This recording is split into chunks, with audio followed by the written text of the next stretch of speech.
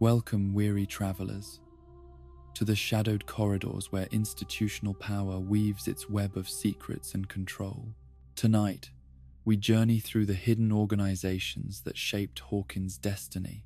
from government laboratories conducting forbidden experiments to foreign intelligence services seeking supernatural weapons. We'll explore how bureaucracies and agencies, military contractors and corporate fronts, educational institutions and community groups all played their roles in the grand conspiracy that transformed a quiet Indiana town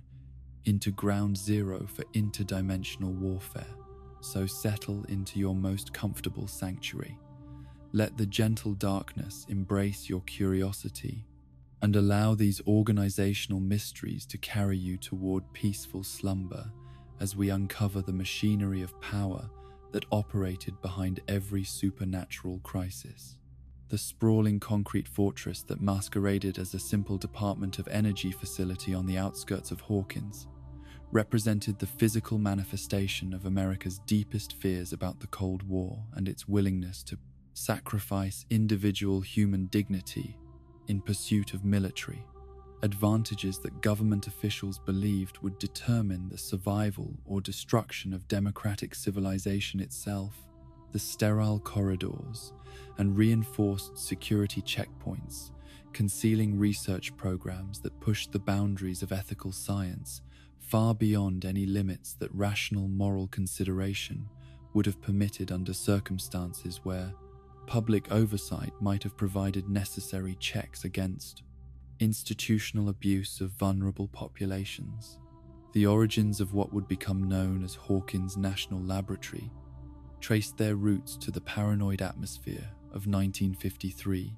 when intelligence agencies convinced congressional appropriations committees that Soviet advances in psychological warfare and mind control research posed existential threats to American national security that could only be countered through equally aggressive programs designed to explore the furthest reaches of human consciousness and psychic phenomena that conventional scientific establishment had traditionally dismissed as fantasy unsuitable for serious academic investigation or government funding. The initial proposal that secured federal backing for the Hawkins facility emerged from classified briefings where CIA operatives presented carefully selected intelligence reports, suggesting that Soviet scientists had achieved breakthrough discoveries in telepathic communication and remote viewing, capabilities that could revolutionize espionage and military strategy in ways that would render traditional forms of national defense obsolete unless American researchers could develop comparable abilities through systematic study of subjects who demonstrated natural psychic gifts or could be induced to develop such capabilities through pharmaceutical or technological intervention. Dr. Martin Brenner's appointment as director of the Hawkins Research Program reflected his reputation within classified scientific circles as someone whose dedication to achieving results would not be compromised by conventional, ethical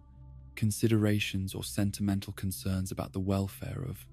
experimental subjects whose individual suffering was deemed acceptable cost for advances that might protect millions of American citizens from foreign threats that could materialize without warning if the United States failed to maintain technological superiority in all areas of potential military application. The physical construction of the laboratory facility itself required congressional approval that was obtained through presentations that emphasized energy research applications rather than human experimentation.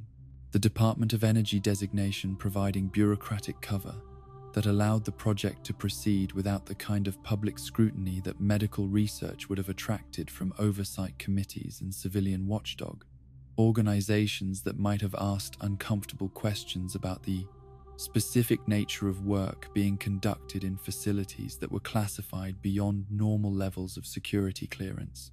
The basement levels that would house the most sensitive research programs were excavated to depths that exceeded normal building codes. Their reinforced construction and electromagnetic shielding, designed to contain both physical and psychic phenomena that conventional architecture could never have managed. The specialized materials and engineering techniques required for this construction, creating paper trails that were carefully distributed among multiple contractors to prevent any single company from understanding the full scope of capabilities being built into the facility. The recruitment of scientific personnel for the Hawkins Laboratory drew from academic institutions and private research facilities whose work had already pushed ethical boundaries in ways that suggested their researchers might be willing to participate in classified programs that demanded absolute secrecy and unquestioning obedience to directives that would never be subject to peer review or public accountability. The selection process identifying individuals whose personal circumstances or professional ambitions made them susceptible to institutional pressure and unlikely to develop consciences that might interfere with research objectives. Dr. Brenner's personal philosophy regarding human experimentation had been shaped by his exposure to Nazi medical research during the immediate post-war period, when American intelligence agencies recruited German scientists whose wartime activities had included horrific studies conducted on concentration camp prisoners. His understanding of psychological manipulation and behavioral conditioning, drawing heavily upon techniques that civilized nations had condemned as war crimes, while simultaneously recognizing their potential effectiveness for producing desired results in subjects who lacked legal protections or institutional advocates. The numbered children who became the laboratory's primary research subjects were acquired through systematic identification of orphaned or abandoned minors, whose disappearance would not trigger intensive investigations by law enforcement agencies or social service organizations. Their legal status as wards of the state providing institutional authority that could be manipulated through bureaucratic procedures and falsified documentation that transferred custody to federal agencies operating under national security, classifications that prevented external oversight or accountability. Subject 001 through Subject 0010 represented the first generation of children who were subjected to experimental protocols that combined pharmaceutical conditioning with psychological manipulation, designed to awaken latent psychic abilities while ensuring absolute loyalty to handlers who functioned as surrogate parent figures within carefully controlled environments that provided basic necessities and occasional rewards in exchange for cooperation with increasingly demanding and dangerous training, exercises that measured progress through performance metrics, rather than concern for subject welfare or psychological development. The daily routines that governed life within the laboratory reflected institutional understanding that effective conditioning required complete control over every aspect of subjects' experiences, from scheduled meal times that could be withheld as punishment to recreational activities that were designed to reinforce lesson objectives rather than provide genuine entertainment or social development opportunities that might encourage independent thinking or emotional attachments that could interfere with program goals. The rainbow room that served as the children's primary living space was decorated with bright colors and child-friendly furniture that created superficial impression of care and normalcy while incorporating surveillance equipment and monitoring devices that recorded every conversation and interaction for analysis by behavioral specialists who studied the data to identify psychological vulnerabilities or resistance patterns that might require modified conditioning approaches or disciplinary interventions designed to maintain institutional control. The breakfast, lunch, and dinner schedules that structured each day included carefully calculated nutritional supplements and pharmaceutical additives that were disguised as vitamins or medical treatments necessary for maintaining subject health the chemical cocktails designed to enhance psychic sensitivity while suppressing aggressive impulses, or independent thought patterns that might threaten laboratory security, or interfere with training protocols that demanded complete obedience to authority figures, regardless of personal comfort or safety concerns. The educational programs that occupied morning hours were structured around basic literacy and mathematical skills that would enable subjects to understand instructions and complete assignments without developing critical thinking, abilities or broad knowledge that might encourage questions about their circumstances or comparisons with normal childhood experiences that could inspire escape attempts or resistance to institutional authority that depended upon maintaining subjects in states of controlled ignorance about the world beyond laboratory walls. The afternoon training sessions that constituted the core of each subject's daily experience began with meditation and concentration exercises designed to quiet conscious mental activity while encouraging access to deeper levels of core consciousness, where psychic phenomena were believed to originate. The techniques drawing from Eastern mystical traditions as well as Western psychological research into altered states of consciousness that could be induced through sensory deprivation or pharmaceutical intervention. The psychic abilities that emerged through systematic training ranged from basic telepathic communication between subjects to more advanced capabilities like remote viewing of distant locations or psychokinetic manipulation of objects through mental concentration alone. Though the most valuable subjects from institutional perspective were those who demonstrated potential for more aggressive applications, like the ability to cause physical harm or death to targeted individuals through focused mental energy, directed across considerable distances. Eleven's exceptional capabilities made her the laboratory's most prized subject and simultaneously its greatest security risk. Her ability to access the upside down through psychic projection, representing breakthrough achievement that validated years of research investment, while creating unprecedented dangers that required new protocols and safety measures that conventional scientific methods had never been designed to address or contain effectively. The upside down that 11 inadvertently accessed during her remote viewing sessions revealed alternate dimension that existed in parallel relationship to normal reality, its dark reflection of familiar locations populated by predatory entities that posed existential threats to anyone unfortunate enough to attract their attention through psychic contact or physical intrusion into their domain, through portals that psychic energy could somehow create under specific circumstances that laboratory personnel struggled to understand or predict reliably. The Demogorgon that emerged from 11's psychic contact with the Upside Down represented first documented case of interdimensional entity manifesting in normal reality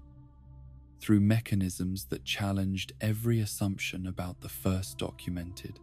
nature of consciousness and its relationship to physical space, the creature's predatory behavior, and apparent intelligence, suggesting that the alternate dimension contained complex ecosystem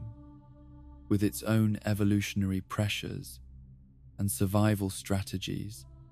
that included hunting across dimensional boundaries when opportunities presented themselves. The security protocols that were hastily implemented following the Demogorgon's appearance included lockdown procedures and emergency containment systems that proved inadequate for managing threats that operated according to physics and biology that differed fundamentally from terrestrial norms, the laboratory's physical barriers, and conventional weapons, offering little protection against entities that could move between dimensions at will,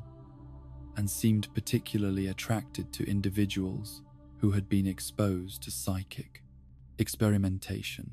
The massacre that ultimately destroyed most of the laboratory's research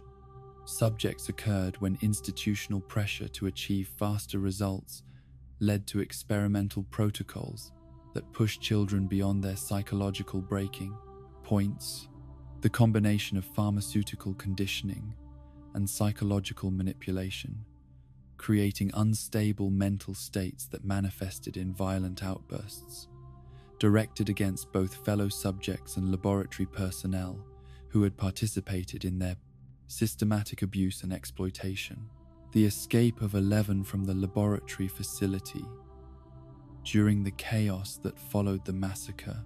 represented catastrophic failure of security systems that had been designed to prevent exactly such breaches, though her survival instincts and psychic abilities enabled her to evade recapture, while inadvertently opening additional portals that allowed more creatures from the Upside Down to enter normal reality and threaten the broader Hawkins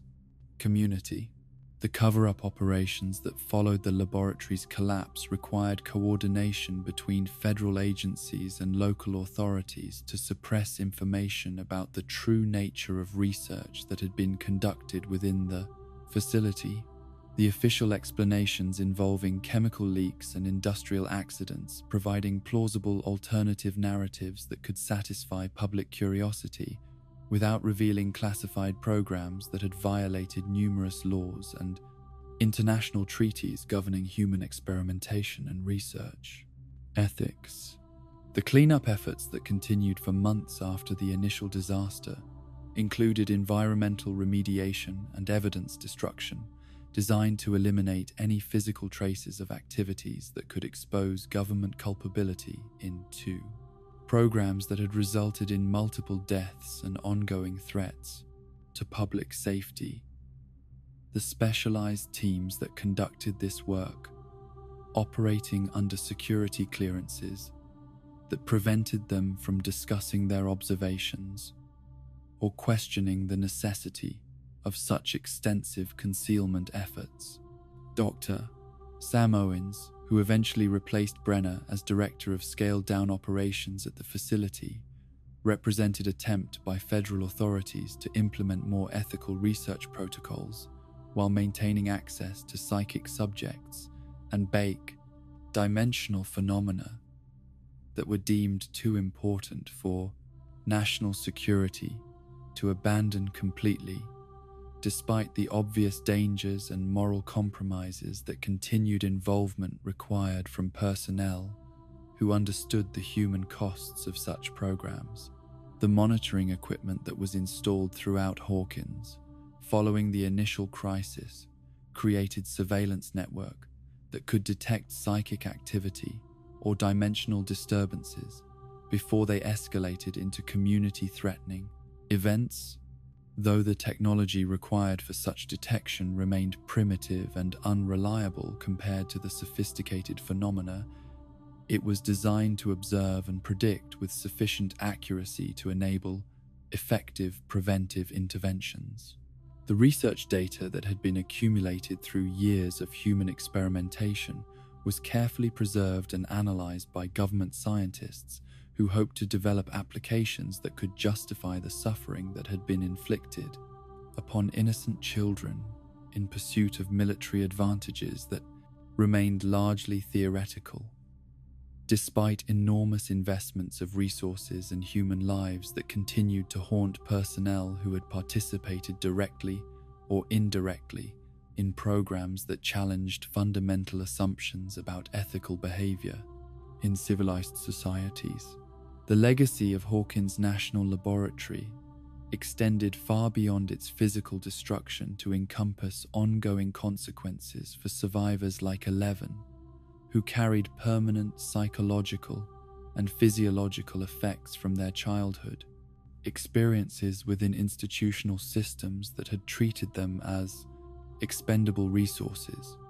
rather than human beings deserving basic rights and protections that democratic societies claim to guarantee for all citizens regardless of their circumstances or utility for government purposes. The files and records that documented the laboratory's activities were classified at levels that prevented congressional oversight or judicial review, their contents sealed away in government archives, where they would remain hidden from public scrutiny indefinitely unless future political changes created conditions where accountability and transparency might eventually override national security justifications that had been used to conceal evidence of systematic abuse and criminal violations of constitutional rights that had been committed in the name of protecting American democracy from foreign threats that may have been largely imaginary. The vast bureaucratic machinery of the United States Department of Energy that provided institutional cover for the most classified psychic research programs in American history operated according to principles of compartmentalization and plausible deniability that allowed senior officials to maintain ignorance about specific activities while providing necessary funding and legal authority for operations that would have been impossible to justify through normal congressional appropriations, processes, or public oversight. Mechanisms that governed more conventional forms of scientific research and development. The historical context that enabled the Department of Energy to serve as umbrella organization for supernatural research traced its origins to the atomic age anxieties of the 1940s and 50s, when national security establishment convinced political leadership that energy research and weapons development were inseparably linked in ways that required unprecedented levels of secrecy and federal coordination to protect American technological advantages from foreign intelligence services that were assumed to be conducting similar programs with equal dedication and fewer ethical constraints than democratic institutions could impose upon their own activities. The bureaucratic structure that governed DOE operations included multiple layers of classification and administrative separation that ensured personnel working on conventional energy projects remained unaware of psychological warfare, research being conducted under the same departmental authority. The organizational charts and budget allocations carefully designed to obscure connections between legitimate scientific work and experimental programs that pushed legal and moral boundaries far beyond what public accountability would have permitted if citizens had possessed accurate information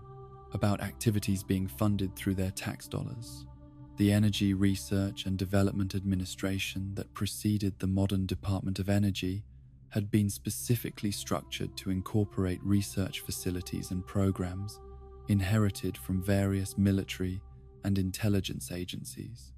whose work required civilian cover to avoid international scrutiny and domestic opposition that might have developed if voters understood the true nature of research being conducted in facilities that were presented as contributing to peaceful energy development rather than weapons programs designed to exploit human consciousness as battlefield resource. The Atomic Energy Commission's legacy of secrecy and unaccountable research provided institutional precedent for psychological warfare programs that operated under similar classifications and oversight arrangements. The nuclear weapons development experience,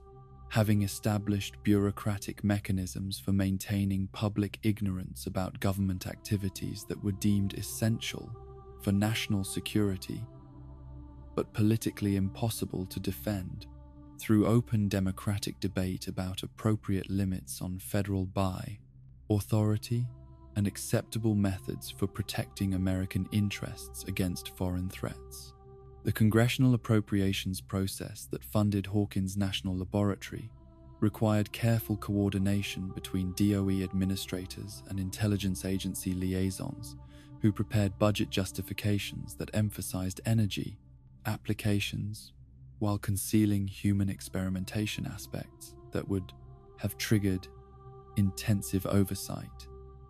and possible termination of programs that legislators would have found politically impossible to support if their true nature had been accurately described in public hearings or committee reports that journalists might have examined for evidence of questionable government activities. The cover stories that explained Hawkins Laboratories' existence to local community leaders and state officials focused on environmental research and alternative energy development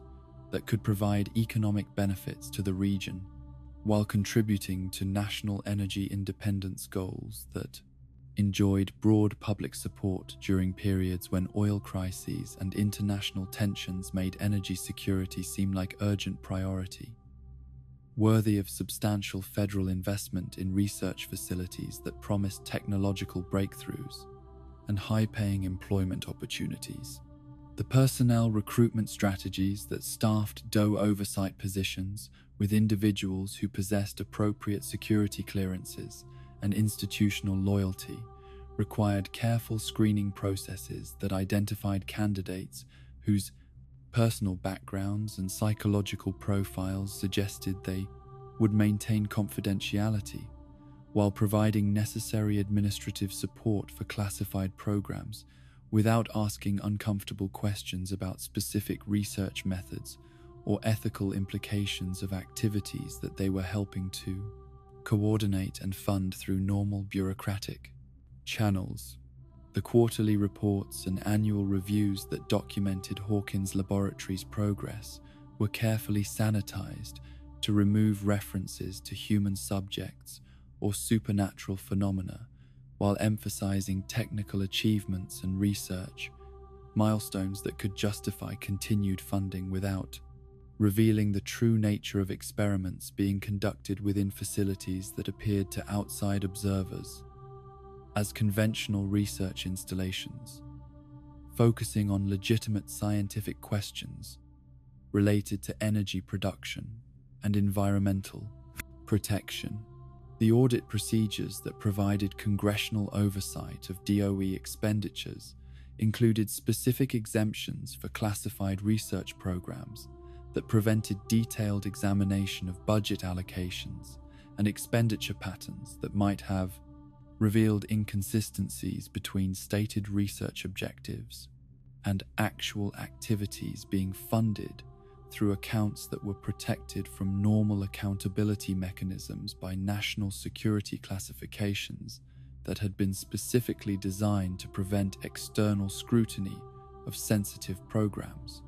The legal frameworks that authorized DOE participation in psychological warfare research drew upon executive authorities and congressional legislation that had been crafted during World War II and the early Cold War period to provide maximum flexibility for government agencies responding to national security threats. The broad language of these statutes, allowing for interpretations that extended far beyond what their original authors might have intended, when crafting legislation that was designed to address more conventional forms of military and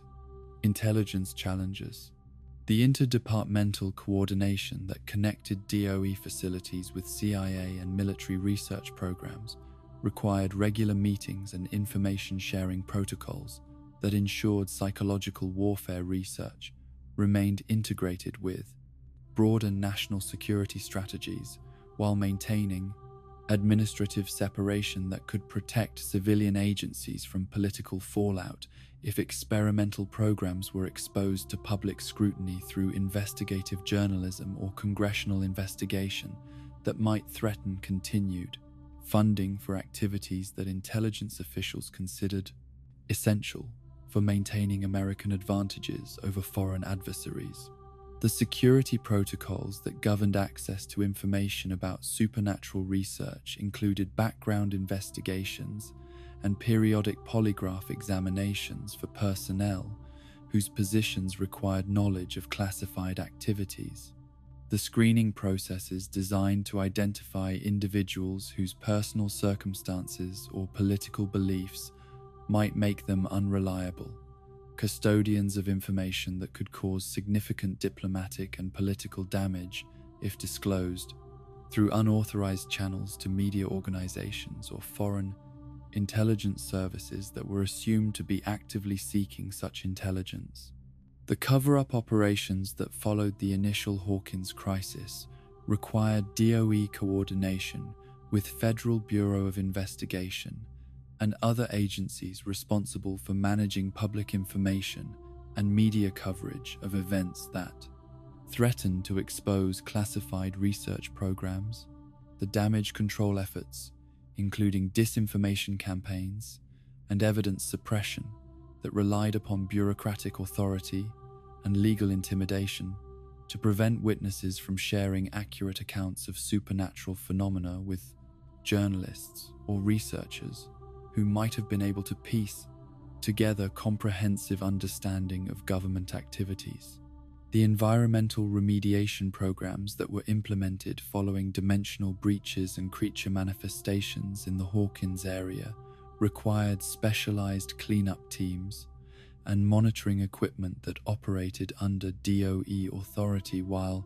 coordinating with military units and private contractors whose expertise in hazardous materials and biological containment could address contamination issues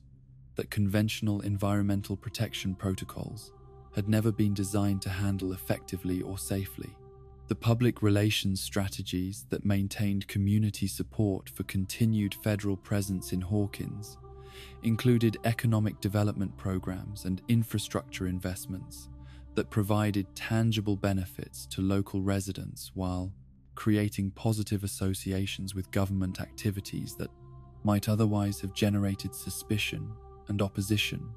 from citizens who were naturally skeptical of federal agencies and their impact on small-town communities that valued independence and local control over their affairs. The research data that had been collected through years of human experimentation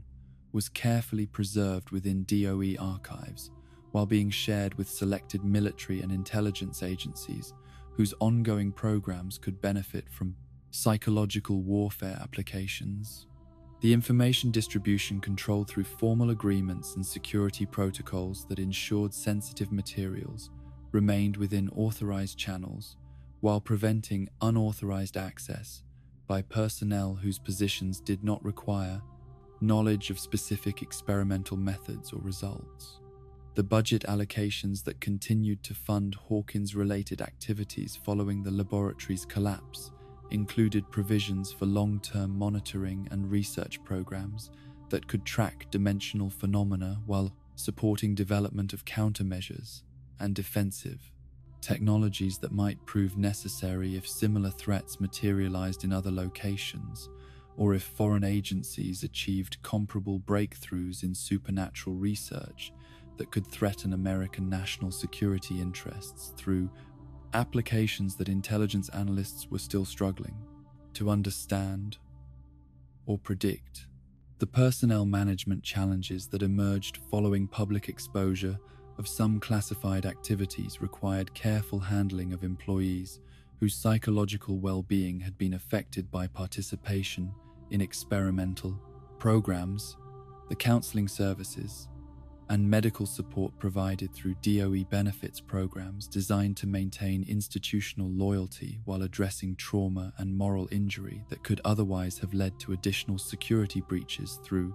whistleblowing or unauthorized disclosure of information that remained classified despite changed circumstances. The technology transfer programs that moved research applications from classified facilities to civilian energy research created opportunities for beneficial spin-off developments while providing additional cover for continued government interest in supernatural phenomena. The dual-use nature of many technological innovations, allowing for public explanation of research activities that could satisfy oversight requirements, without revealing the full scope of classified programs that remained active under modified organizational structures and funding mechanisms. The international cooperation agreements that governed sharing of energy research with allied nations included specific exclusions for psychological warfare applications and supernatural research that were deemed too sensitive for disclosure, even to closest diplomatic and military partners. The information sharing protocols carefully structured to maintain American advantages while providing sufficient cooperation to sustain alliance relationships that were essential for broader strategic objectives that extended far beyond specific research programs. The congressional briefings that provided limited oversight of DOE activities included carefully prepared presentations that emphasized energy security applications while minimizing discussion of human subjects, research, or supernatural phenomena. The classified appendices and supplemental materials that contained more sensitive information being restricted to selected committee members whose security clearances and institutional positions provided appropriate authorization for access to materials that remained too sensitive for broader legislative review or public accountability. The succession planning that prepared for leadership transitions within DOE programs included extensive background investigations and loyalty assessments for candidates who might eventually assume responsibility for oversight of classified research activities. The selection processes designed to ensure continuity of policy and maintenance of security protocols that would protect sensitive information while allowing for adaptation to changing political circumstances and evolving technological capabilities that might require modifications to existing research priorities and organizational structures. The archive systems that preserve documentation of psychological warfare research included multiple levels of classification and access restriction that would prevent unauthorized disclosure while ensuring institutional memory of lessons learned and technical achievements that could inform future policy decisions and research directions. The information management protocols, designed to balance security requirements with organizational needs for historical continuity and knowledge preservation, that might prove valuable for addressing similar challenges in future decades. The shadowy apparatus of Soviet intelligence that descended upon the quiet streets of Hawkins during the summer of 1985 represented the culmination of decades-long espionage campaigns designed to penetrate American research facilities and acquire technological secrets that Kremlin strategists believed would determine the outcome of global ideological struggle between communist and capitalist systems. Their elaborate infiltration operations, reflecting institutional paranoia about American psychic warfare capabilities that had been magnified through intelligence reports and defector testimonies that painted exaggerated pictures of supernatural weapons, programs threatening Soviet national security. The Committee for State Security, known throughout the intelligence world by its Russian initials KGB, had been tracking American research into extrasensory perception and psychokinetic phenomena since the early 1960s, when captured documents and intercepted communications suggested that CIA programs were achieving breakthrough discoveries in areas that Soviet scientists had dismissed as bourgeois mysticism unsuitable for serious academic investigation or military application. The ideological resistance to supernatural research gradually giving way to pragmatic recognition that any potential weapons system required comprehensive understanding, regardless of whether its theoretical foundations conflicted with Marxist-Leninist doctrines about material reality and scientific methodology. The Residentura that operated from the Soviet embassy in Washington had been tasked with gathering intelligence about American psychic research programs through traditional espionage methods that included recruiting assets within government agencies and academic institutions whose access to classified information could provide insights into research directions and technological achievements that might threaten Soviet strategic interests or offer opportunities for technological acquisition through industrial espionage. Operations that had proven successful in other scientific and military fields where American innovation provided advantages that needed to be neutralized or replicated. The deep cover operatives who had been inserted into American society during the previous decade represented the most sophisticated infiltration program ever attempted by Soviet intelligence services. Their carefully constructed identities and methodical integration into local communities, creating sleeper networks that could be activated when specific intelligence requirements demanded assets, with established credibility and unrestricted access to sensitive facilities or personnel who might possess valuable information about classified research programs that conventional espionage methods could not penetrate effectively or safely. The intelligence reports that reached Moscow Center throughout the 1970s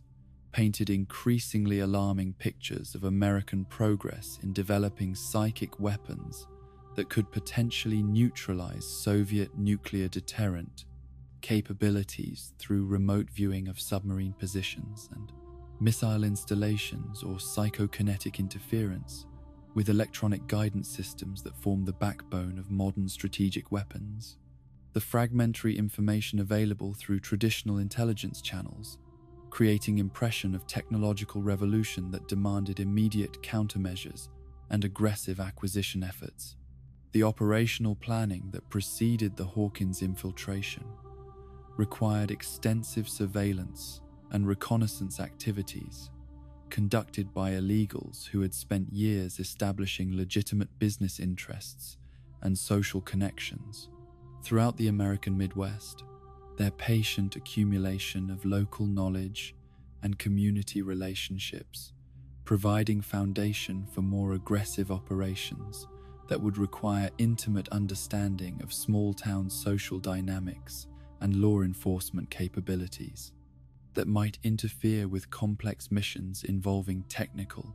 equipment and communication systems that could attract unwanted attention from curious neighbors or suspicious officials.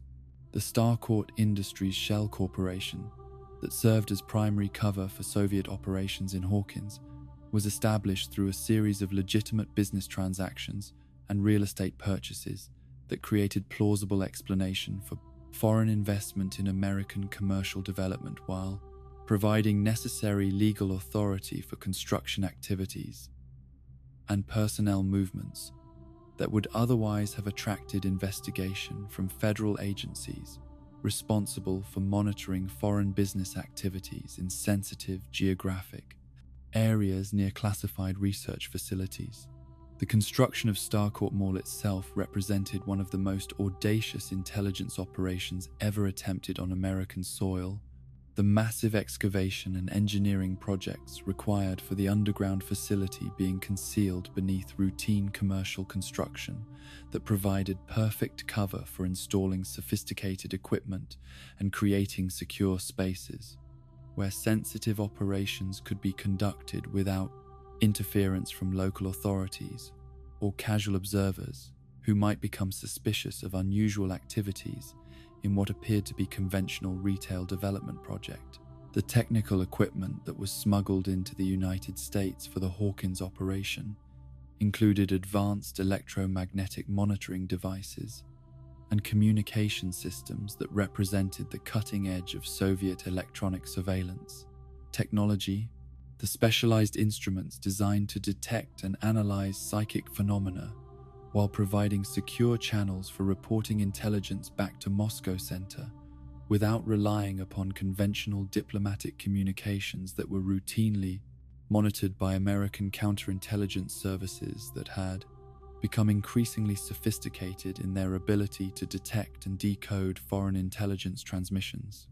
The personnel selected for the Hawkins operation combined technical specialists with experienced field operatives whose psychological profiles suggested they could maintain operational security while adapting to unexpected circumstances that might require improvisation and creative problem-solving under pressure. The mission parameters allowing for significant tactical flexibility while maintaining focus on primary objectives that included acquiring samples of psychic subjects and documenting American research methods through direct observation and electronic surveillance of laboratory facilities. Grigory, the Soviet operative who served as chief of security for the Hawkins operation, represented the new generation of KGB field agents whose training combined traditional espionage skills with specialized knowledge of American culture and psychology that enabled more effective infiltration and operational security in environments where previous generations of Soviet intelligence officers might have been detected through behavioral patterns or cultural misunderstandings that revealed their foreign origins to observant community members or law enforcement personnel. The infiltration strategy that placed Soviet operatives throughout Hawkins' community included positions in local businesses, service organizations, and government offices that provided access to information networks and decision-making processes that could influence municipal policies and resource allocation in ways that supported intelligence objectives while maintaining appearances of legitimate community participation and civic engagement that would deflect suspicion from residents who might otherwise have questioned sudden influx of new residents with unclear backgrounds or suspicious behavior patterns. The communication protocols that connected Hawkins operatives with Moscow Center required sophisticated encoding methods and transmission schedules that could avoid detection by American signals intelligence while providing sufficient information flow to enable real-time coordination of complex operations involving multiple assets and technical systems that needed constant monitoring and adjustment to maintain effectiveness against targets that were themselves protected by advanced security measures and counterintelligence capabilities. The psychological warfare aspects of the Soviet operation included disinformation campaigns and social manipulation techniques designed to create community tensions and institutional conflicts that would distract local authorities from intelligence activities while potentially weakening American resolve to continue classified research programs that required broad public support and political stability to sustain necessary funding and personnel resources through congressional appropriations processes that could be influenced by negative publicity or social unrest. The technical penetration of Hawkins National Laboratory required months of careful surveillance and reconnaissance to identify vulnerabilities in physical security systems and personnel access controls that could be exploited without triggering alarm systems or attracting attention from facility security staff, whose training and equipment represented significant obstacles to unauthorized entry or information acquisition through conventional burglary or electronic surveillance methods that had proven effective against less sensitive targets. The dimensional breach that occurred during Soviet attempts to access the Upside Down through artificial means represented catastrophic failure of operational planning that had underestimated the dangerous and unpredictable nature of place, phenomena that American researchers had been struggling to understand and control for several years. The Soviet assumption that superior technology and methodology could quickly master supernatural forces that had defeated American scientists, demonstrating dangerous overconfidence in ideological superiority over bourgeois research approaches. The Mind Flayer entity that emerged through Soviet-created portals proved far more powerful and malevolent than intelligence assessments had suggested based on fragmentary reports about American encounters with similar creatures. The entity's ability to possess and control human subjects, creating security nightmare for operation commanders who found their carefully planned mission transformed into desperate survival struggle against forces that conventional military training had never prepared them to confront or defeat. The civilian casualties that resulted from Soviet operations in Hawkins created diplomatic complications that required extensive damage control and cover-up activities, coordinated between various intelligence agencies and government departments whose conflicting jurisdictions and security concerns made unified response difficult to achieve, while maintaining operational security that protected ongoing programs and personnel who remained embedded in American communities where their exposure could compromise years of patient intelligence work. The evacuation procedures that were implemented when the Hawkins operation collapsed required activation of exfiltration networks and emergency communication protocols that had been established for worst-case scenarios involving complete operational failure and potential exposure of Soviet intelligence assets, whose capture by American authorities could provide valuable information about KGB methods and personnel that might compromise other operations throughout the United States and allied nations, where similar infiltration programs remained active. The debriefing reports that surviving operatives provided upon their return to the Soviet Union painted sobering pictures of American supernatural research capabilities that exceeded previous intelligence estimates while revealing dangerous phenomena that posed existential threats to any nation that attempted to weaponize or exploit them without adequate understanding of the underlying scientific principles and safety protocols that years of American experimentation had barely begun to establish through trial and error processes that had cost numerous lives. The policy revisions that followed the Hawkins disaster included termination of Soviet psychic research programs and redirection of intelligence resources toward more conventional targets that posed fewer risks to operational personnel while offering more reliable prospects for successful information, acquisition, and technological transfer. The institutional recognition that supernatural phenomena represented unacceptable dangers to intelligence operations, marking significant shift in Soviet strategic thinking about unconventional weapons systems. The cover stories that explained the disappearance of Soviet personnel from the Hawkins operation required coordination with various diplomatic and commercial organizations whose legitimate activities provided plausible explanations for personnel movements and resource allocation that might otherwise have attracted attention from American counterintelligence services, whose investigation of the Starcourt incident had revealed suspicious patterns of foreign involvement that required careful management to prevent escalation into broader diplomatic crisis. The lessons learned from the Hawkins operation influenced Soviet intelligence doctrine for the remainder of the Cold War period. The recognition that some American research programs involved phenomena beyond conventional understanding, leading to more cautious approaches to technical intelligence gathering and greater emphasis on traditional human intelligence, methods that did not require direct confrontation with supernatural forces that had proven capable of destroying entire operational units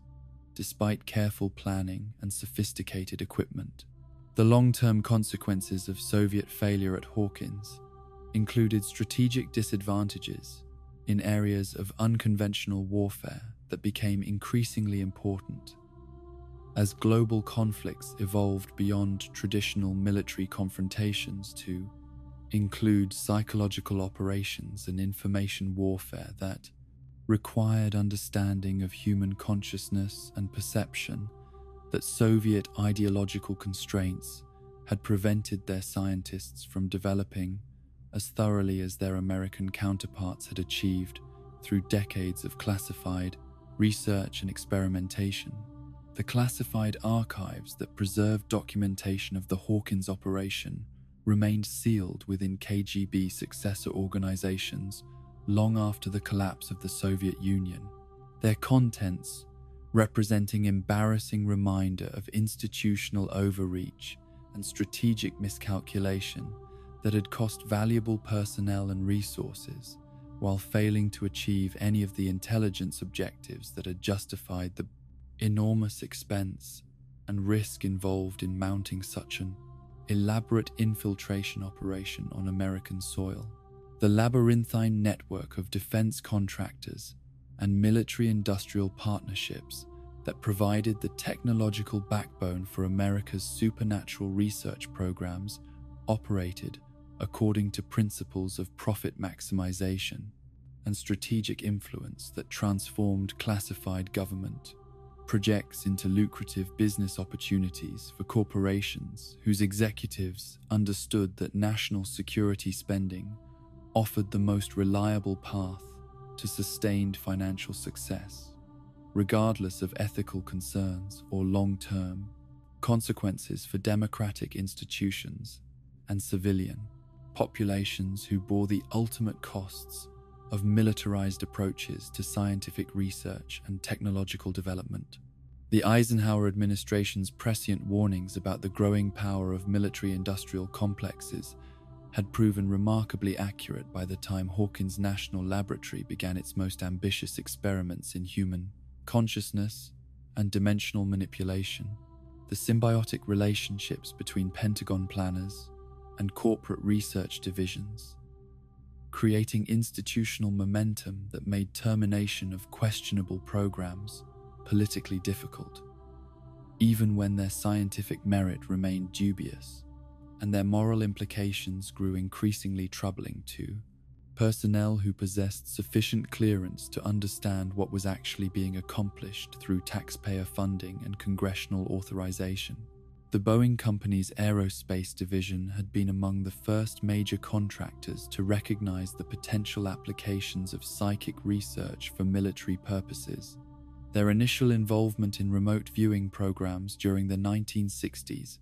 establishing precedent for corporate participation in unconventional warfare development that would eventually expand to include direct support for human experimentation programs whose methodologies would have been considered war crimes if conducted by enemy nations against American prisoners or civilian populations during declared conflicts governed by international law and Geneva Convention protections. The Lockheed Corporation's Skunk Works division, renowned for developing the most advanced military aircraft in American history, had quietly established specialized research units dedicated to exploring the intersection between human consciousness and advanced propulsion systems. Their theoretical work on mind-machine interfaces and psychically guided weapons platforms, representing cutting-edge applications of supernatural phenomena that could revolutionize warfare while creating new categories of strategic advantage that conventional military planning had never anticipated or prepared to counter effectively. The Raytheon Company's electronics expertise provided essential technological support for monitoring and measuring psychic phenomena in laboratory environments.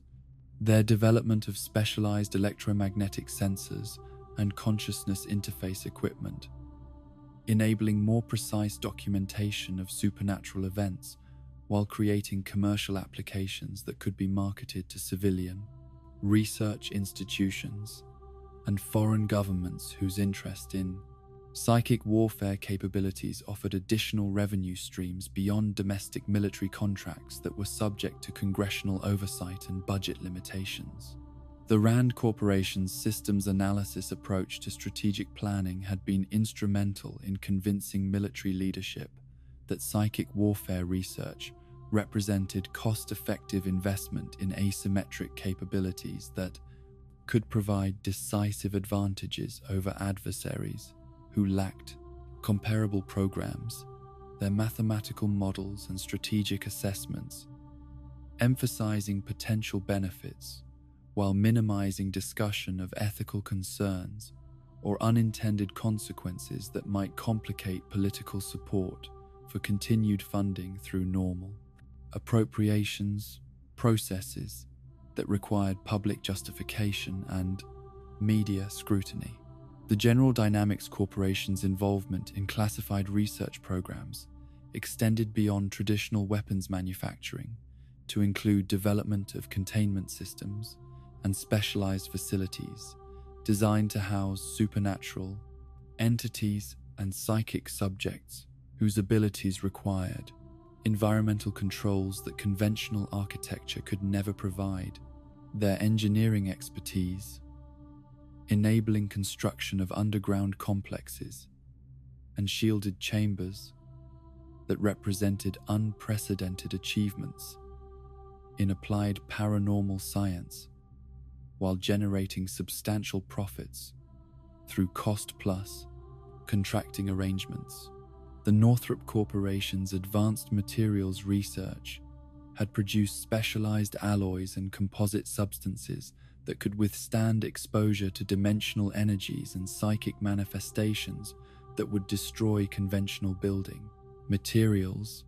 Their metallurgical innovations, enabling construction of research facilities and containment systems that could safely house interdimensional portals and supernatural entities while protecting personnel from radiation and psychological effects that had proven fatal to researchers using inadequate protective measures during early experimental phases. The Hughes Aircraft Company's electronics and surveillance capabilities provided essential support for monitoring psychic subjects and detecting supernatural phenomena in field environments. Their development of portable detection equipment and mobile command systems, enabling expansion of research programs beyond laboratory settings to include real-world applications that could demonstrate practical utility of psychic warfare techniques while creating additional market opportunities for specialized equipment sales to allied nations and civilian intelligence agencies. The Bell Laboratories' telecommunications expertise facilitated development of communication systems that could maintain contact with personnel operating in alternate dimensions or under conditions of psychic interference that would disrupt conventional radio and telephone networks. Their innovations in quantum communication and consciousness-based information transfer, representing theoretical breakthroughs with enormous commercial potential if technological obstacles could be overcome through continued research and development investment. The Stanford Research Institute's academic credibility provided intellectual legitimacy for military applications of psychic research while creating pathways for recruiting university researchers and graduate students whose talents could be redirected toward classified programs that offered significantly higher compensation than traditional academic careers could provide. Their institutional reputation, helping to overcome scientific skepticism about paranormal phenomena while maintaining appearance of legitimate research that could withstand peer review and public scrutiny. The Aerospace Corporation's systems engineering approach to supernatural research enabled integration of psychic capabilities with conventional military hardware through development of hybrid weapon systems and command structures that could coordinate human operators with electronic equipment in ways that amplified individual abilities while maintaining operational security and strategic flexibility that purely technological or purely psychic approaches could never achieve independently through separate development programs. The Martin Marietta Corporation's experience with classified space programs provided valuable expertise in managing complex technological projects under extreme secrecy requirements, while coordinating multiple subcontractors and maintaining operational security that prevented information leaks or unauthorized technology transfer to foreign competitors, whose intelligence services were actively seeking access to American research data and personnel who possessed specialized knowledge about supernatural weapons development. The Westinghouse Electric Corporation's nuclear engineering capabilities enabled development of power systems and radiation shielding that could support energy-intensive psychic research while protecting personnel from unforeseen dimensional energies and electromagnetic effects that conventional electrical equipment could neither generate nor withstand safely. Their reactor technology and power distribution systems providing essential infrastructure for large-scale supernatural research facilities that required unprecedented amounts of electrical power and environmental control. The congressional oversight committees that were supposed to monitor defense contractor activities possessed insufficient technical expertise and security clearances to evaluate supernatural research programs effectively. Their review processes, focusing on conventional performance metrics and financial accountability, while remaining largely ignorant of actual research objectives and methodologies that were deemed too sensitive for normal legislative oversight or public accountability mechanisms that governed less classified government programs and civilian research initiatives. The revolving door relationships between Pentagon officials and defense contractor executives created institutional incentives for expanding supernatural research programs regardless of their scientific merit or practical utility. The career, advancement opportunities, and financial benefits available to government personnel who supported contractor interests, ensuring continued political support for psychic warfare development while minimizing serious evaluation of alternative approaches that might prove more effective and less morally problematic. The lobbying activities that defense contractors conducted to maintain political support for supernatural research included carefully orchestrated campaigns designed to emphasize national security benefits while concealing human costs, ethical violations that might generate opposition from congressional representatives whose constituents would disapprove of government-sponsored human experimentation and dimensional manipulation programs that posed existential risks to entire communities and potentially civilization itself. The patent applications and intellectual property disputes that emerged from military contractor research created complex legal frameworks governing ownership and commercial exploitation of supernatural technologies whose applications extended far beyond military uses to include civilian markets for consciousness enhancement devices and dimensional engineering equipment that could revolutionize multiple industries while generating enormous profits for companies whose early investment in psychic research had positioned them to dominate emerging technological sectors. The subcontractor networks that supported primary defense corporations created complex webs of shared responsibility and distributed culpability that made accountability for ethical violations and safety failures virtually impossible to assign or enforce through normal, legal, and regulatory mechanisms. The fragmented nature of corporate involvement, ensuring that no single organization could be held entirely responsible for consequences of research programs that had been developed through collaborative efforts involving dozens of companies, and thousands of individual personnel. The international arms sales that included supernatural weapons technologies created diplomatic complications and security risks. As American developed psychic warfare capabilities spread to allied nations whose political stability and BARTCOM moral standards might not provide adequate safeguards against misuse of technologies that could threaten global security if deployed inappropriately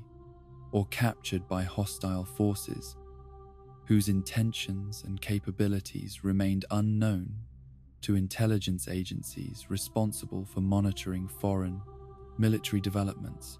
The cost overruns and schedule delays that characterize supernatural research programs reflected inherent difficulties of developing technologies based on phenomena that were poorly understood and unpredictably dangerous. The normal contracting procedures and performance standards proving inadequate for managing projects whose success depended upon breakthrough discoveries and theoretical advances that could not be guaranteed or predicted through conventional project management methods and quality control systems that had been designed for more mundane engineering challenges. The environmental impact assessments that were required for major research facilities consistently underestimated the long-term consequences of dimensional manipulation and psychic experimentation, the lack of precedent and scientific understanding making accurate prediction of environmental effects virtually impossible, while regulatory agencies lacked expertise necessary to evaluate potential risks or establish appropriate safety standards for activities that had no historical precedent in civilian or military applications. The technology transfer programs that moved supernatural research applications from classified military programs to civilian markets created opportunities for commercial exploitation while raising serious questions about public safety, regulatory oversight of products whose underlying technologies had been developed through human experimentation and tested under conditions of absolute secrecy that prevented normal scientific peer review and safety evaluation processes from identifying potential hazards or unintended consequences. The legacy of military-industrial involvement in supernatural research continued to influence American defense policy and corporate strategy long after the apparent termination of classified psychic warfare programs. The institutional relationships and technological capabilities that had been developed through decades of collaboration, creating permanent changes in the structure of national security, establishment, and defense industry that would affect future research directions and strategic planning, regardless of political changes or shifting public attitudes toward government secrecy and military spending priorities. The modest police department that served Hawkins and surrounding areas during the decades when supernatural forces were slowly infiltrating their peaceful community operated according to traditional small-town law enforcement principles that emphasized community relationships and practical problem-solving over sophisticated investigative techniques or advanced training in unconventional threats that no municipal police academy could have prepared local officers to recognize or address through normal procedures designed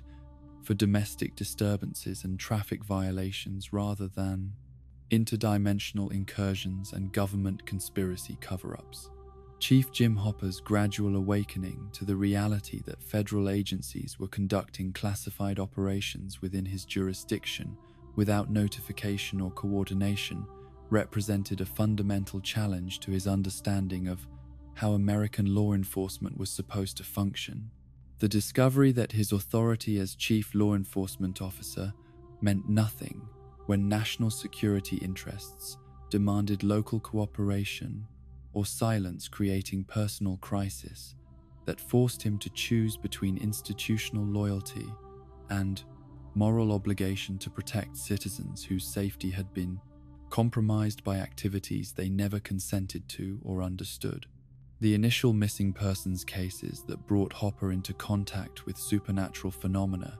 appeared to be routine investigations involving troubled teenagers whose disappearances could be explained through conventional theories about runaways or family conflicts.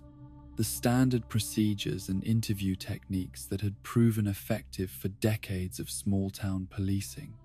providing no useful insights into circumstances that involved creatures from alternate dimensions and government experiments in human consciousness that operated far beyond normal, criminal behavior, or psychological disorders. Officer Calvin Powell's limited perspective on events unfolding around Hawkins reflected the compartmentalization that characterized most law enforcement responses to supernatural crises. His focus on immediate tactical concerns and procedural compliance, preventing him from recognizing broader patterns or institutional connections that might have revealed the scope of conspiracy involving federal agencies whose presence in their community had been carefully concealed through bureaucratic misdirection and legal intimidation that discouraged local officials from asking uncomfortable questions about activities occurring beyond their jurisdiction. Officer Phil Callahan's natural skepticism about unusual explanations for strange events served both protective and limiting functions during periods when accurate understanding of supernatural threats required acceptance of possibilities that conventional police training had never addressed or acknowledged as legitimate concerns for law enforcement personnel whose responsibilities were traditionally confined to human criminal behavior and civil disputes that could be resolved through established legal procedures and community mediation, rather than confrontation with entities that existed outside normal categories of criminal justice. The evidence suppression that federal agents routinely imposed upon local investigations created ongoing tension between Hopper's professional obligations and the practical reality that his department lacked resources and authority necessary to challenge institutional power that could terminate his career and destroy his pension. Through administrative mechanisms that required no criminal charges or due process protections for municipal employees, whose opposition to federal priorities became inconvenient for agencies operating under national security classifications.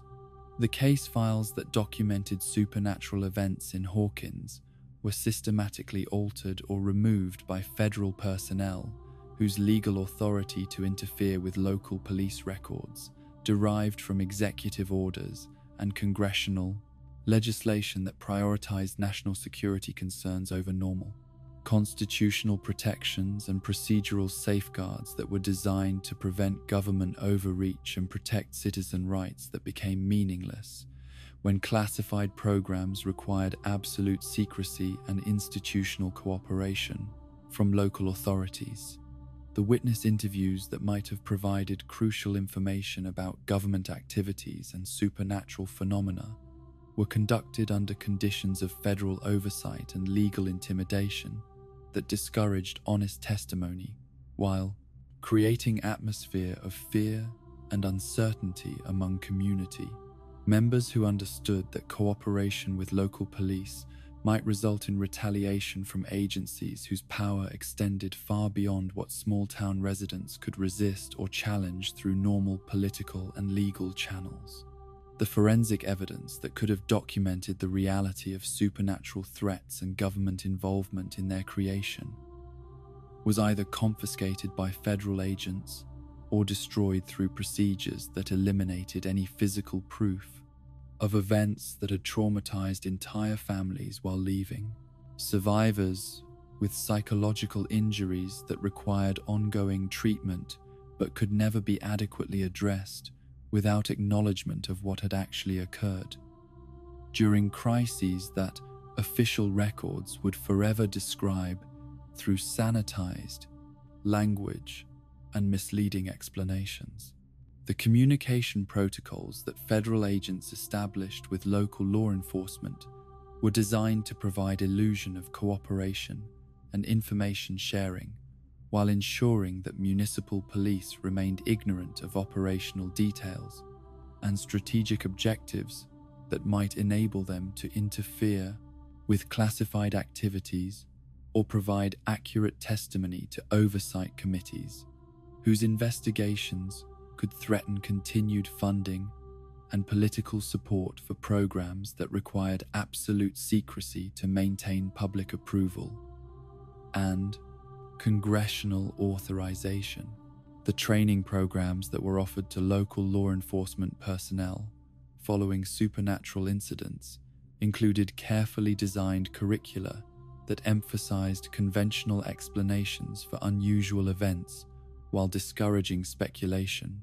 about alternative theories that might lead to accurate understanding of what was actually occurring within their community. The educational materials and expert instructors provided through federal grants, ensuring that local officers would interpret future incidents according to frameworks that supported official narratives rather than independent investigation. The equipment upgrades that federal agencies provided to Hawkins Police Department included surveillance technology and communication systems that enhanced local law enforcement capabilities while creating opportunities for monitoring and bailing, control that ensured municipal police activities remained consistent with federal objectives. The seemingly generous assistance programs, requiring institutional agreements and information sharing protocols that effectively subordinated local authority to national security priorities. The community policing initiatives that Hopper attempted to maintain during periods of supernatural crisis reflected his understanding that effective law enforcement required trust and cooperation from residents whose confidence in police protection had been undermined by events that official explanations could not adequately address. His efforts to balance federal demands for secrecy with community needs for honest communication, creating ongoing tension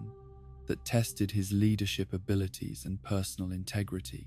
The federal interference that characterized most supernatural investigations created jurisdictional confusion and procedural conflicts that prevented effective coordination between agencies whose different priorities and legal authorities made unified response to community threats virtually impossible to achieve. Through normal intergovernmental cooperation mechanisms, the competing demands for secrecy and public safety, creating irreconcilable contradictions that no amount of bureaucratic coordination could resolve satisfactorily. The psychological impact that exposure to supernatural phenomena had upon local police officers required specialized counseling and support services that federal agencies were reluctant to provide due to security concerns about personnel who had witnessed events that contradicted official narratives. The mental health consequences of participating in cover-up operations, while knowing that community members remained at risk, creating moral injury and professional burnout that affected department morale and effectiveness. The recruitment difficulties that emerged following supernatural incidents reflected community awareness that local law enforcement had been compromised by federal involvement and could no longer be trusted to prioritize citizen welfare over institutional loyalty to agencies whose activities posed ongoing threats to public safety. The erosion of community support making it increasingly difficult to attract qualified candidates who might otherwise have considered careers in municipal police work. The budget implications of federal involvement in local law enforcement included both direct financial support and indirect costs associated with equipment maintenance and specialized training that created dependency relationships between municipal departments and federal agencies whose continued Assistance required ongoing cooperation with classified programs and acceptance of operational limitations that compromised traditional police independence and community accountability. The legal liability issues that arose from police participation in supernatural incident response created complex insurance and indemnification problems that municipal governments were not equipped to address through normal risk management procedures. The potential for civil lawsuits and criminal prosecution, creating additional pressure for continued cooperation with federal cover-up efforts that protected all parties from legal consequences while ensuring that victims received no compensation or justice for their suffering. The transformation that Hopper underwent from conventional small-town police chief to reluctant participant in supernatural warfare reflected broader changes in American law enforcement that occurred when national security priorities began taking precedence over local community policing. Principles, his personal evolution from institutional loyalty to moral courage, providing model for other officers who faced similar choices between professional advancement and ethical responsibility to protect and serve citizens regardless of federal pressure or career consequences. The resistance networks that eventually emerged among law enforcement personnel who refused to participate in cover-up operations created informal communication channels and mutual support systems that enabled sharing of information and coordination of protective activities that federal agencies could not monitor or control effectively.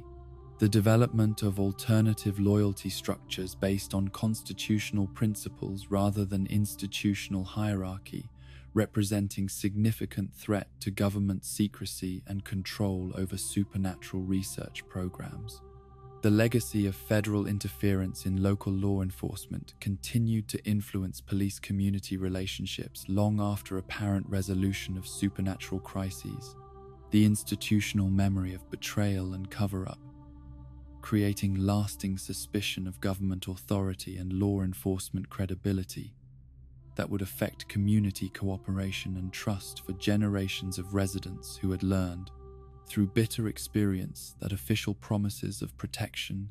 and bail transparency could not be relied upon when national security interests demanded sacrifice of citizen welfare and constitutional rights. The educational institutions that served Hawkins' children during the decades when supernatural forces were slowly infiltrating their community operated according to traditional pedagogical principles that emphasized academic achievement and social development while remaining completely unaware that their daily routines and administrative procedures were being monitored by federal agencies whose interest in student populations extended far beyond normal educational oversight to include systematic identification of children who might possess latent psychic abilities or psychological profiles that could make them suitable candidates for classified research programs. Principal Harold Coleman's administration of Hawkins Middle School reflected conventional approaches to educational leadership that prioritized maintaining order and meeting state-mandated performance standards while creating supportive environments where students could develop intellectually and socially according to normal developmental patterns. His 23 years of experience in public education, providing no preparation for circumstances where federal agents would request access to student records or demand cooperation with monitoring activities that violated basic principles of educational privacy and professional ethics. The guidance counselors who worked within Hawkins Middle School and High School possessed professional training in adolescent psychology and academic planning that enabled them to recognize signs of emotional distress or learning difficulties among their students, though their standard intervention protocols and referral procedures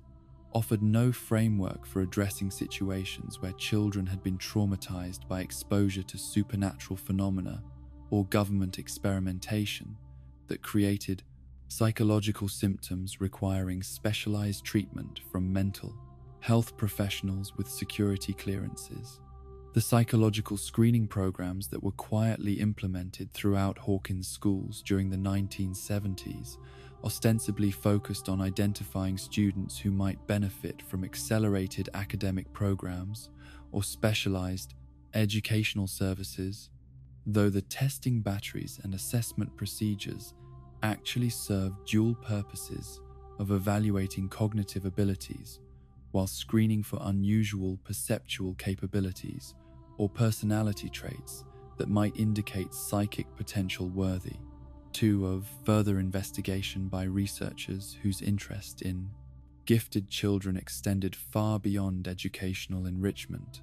The student surveillance systems that federal agencies established within school buildings included both electronic monitoring equipment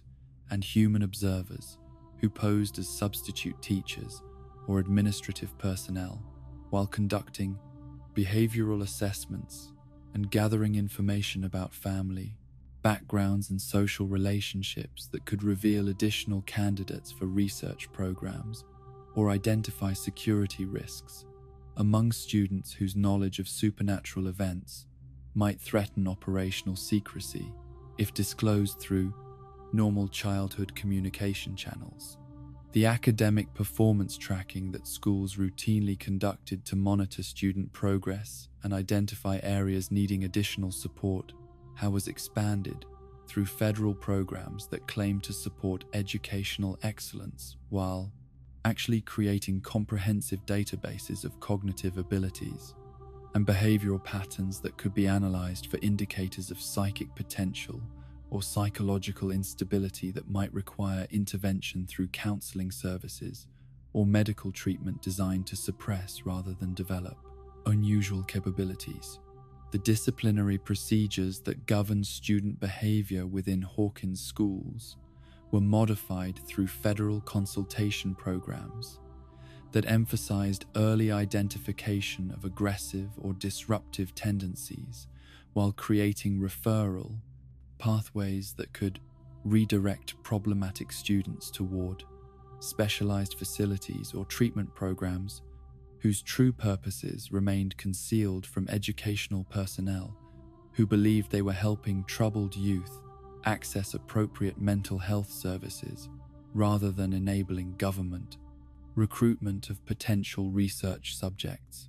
The parent-teacher conferences that form the backbone of family-school communication were supplemented by additional consultation sessions with federal agents who posed as educational specialists or child development experts, while gathering intelligence about family dynamics and household conditions that might indicate supernatural activity or psychic abilities among children whose parents remained unaware that their cooperation with seemingly beneficial programs was providing information for classified research. Initiatives. The extracurricular activities that enriched student experiences beyond standard curriculum requirements were carefully monitored for evidence of unusual group dynamics or individual capabilities that might suggest paranormal influences or psychic development among participants whose creative projects or competitive performances could reveal talents that conventional educational assessment might overlook while providing opportunities for closer observation by personnel trained to recognize subtle indicators of supernatural potential. The field trip programs that expanded educational opportunities beyond classroom settings created additional surveillance opportunities for federal observers who could assess student reactions to various environments and stimuli while maintaining cover identities as chaperones or educational consultants, their behavioral observations contributing to psychological profiles that documented emotional responses and social interactions under conditions that might reveal psychic abilities or susceptibility to supernatural influences. The library resources that supported student research and recreational reading were supplemented with materials that subtly introduced concepts related to consciousness studies and paranormal phenomena while discouraging access to publications that might provide accurate information about government research programs or supernatural threats. The carefully curated collections, ensuring that curious students would encounter approved perspectives rather than independent sources that could challenge official narratives or provide dangerous knowledge. The health services that schools provided to address medical needs and wellness education were expanded through federal grant programs that claimed to support comprehensive healthcare while actually enabling systematic collection, biological samples, and medical data that could reveal genetic markers or physiological characteristics associated with psychic abilities. The routine health screenings and immunization programs providing cover for more invasive testing procedures that parents never consented to or understood. The counseling services that addressed emotional and behavioral problems among students were enhanced through specialized training programs for school psychologists and social workers, whose expanded capabilities in trauma counseling and crisis intervention were designed to identify and manage students who had been exposed to supernatural phenomena, while ensuring that such experiences were interpreted according to conventional psychological frameworks rather than accurate understanding of what had actually occurred. The educational records that documented student progress and behavioral patterns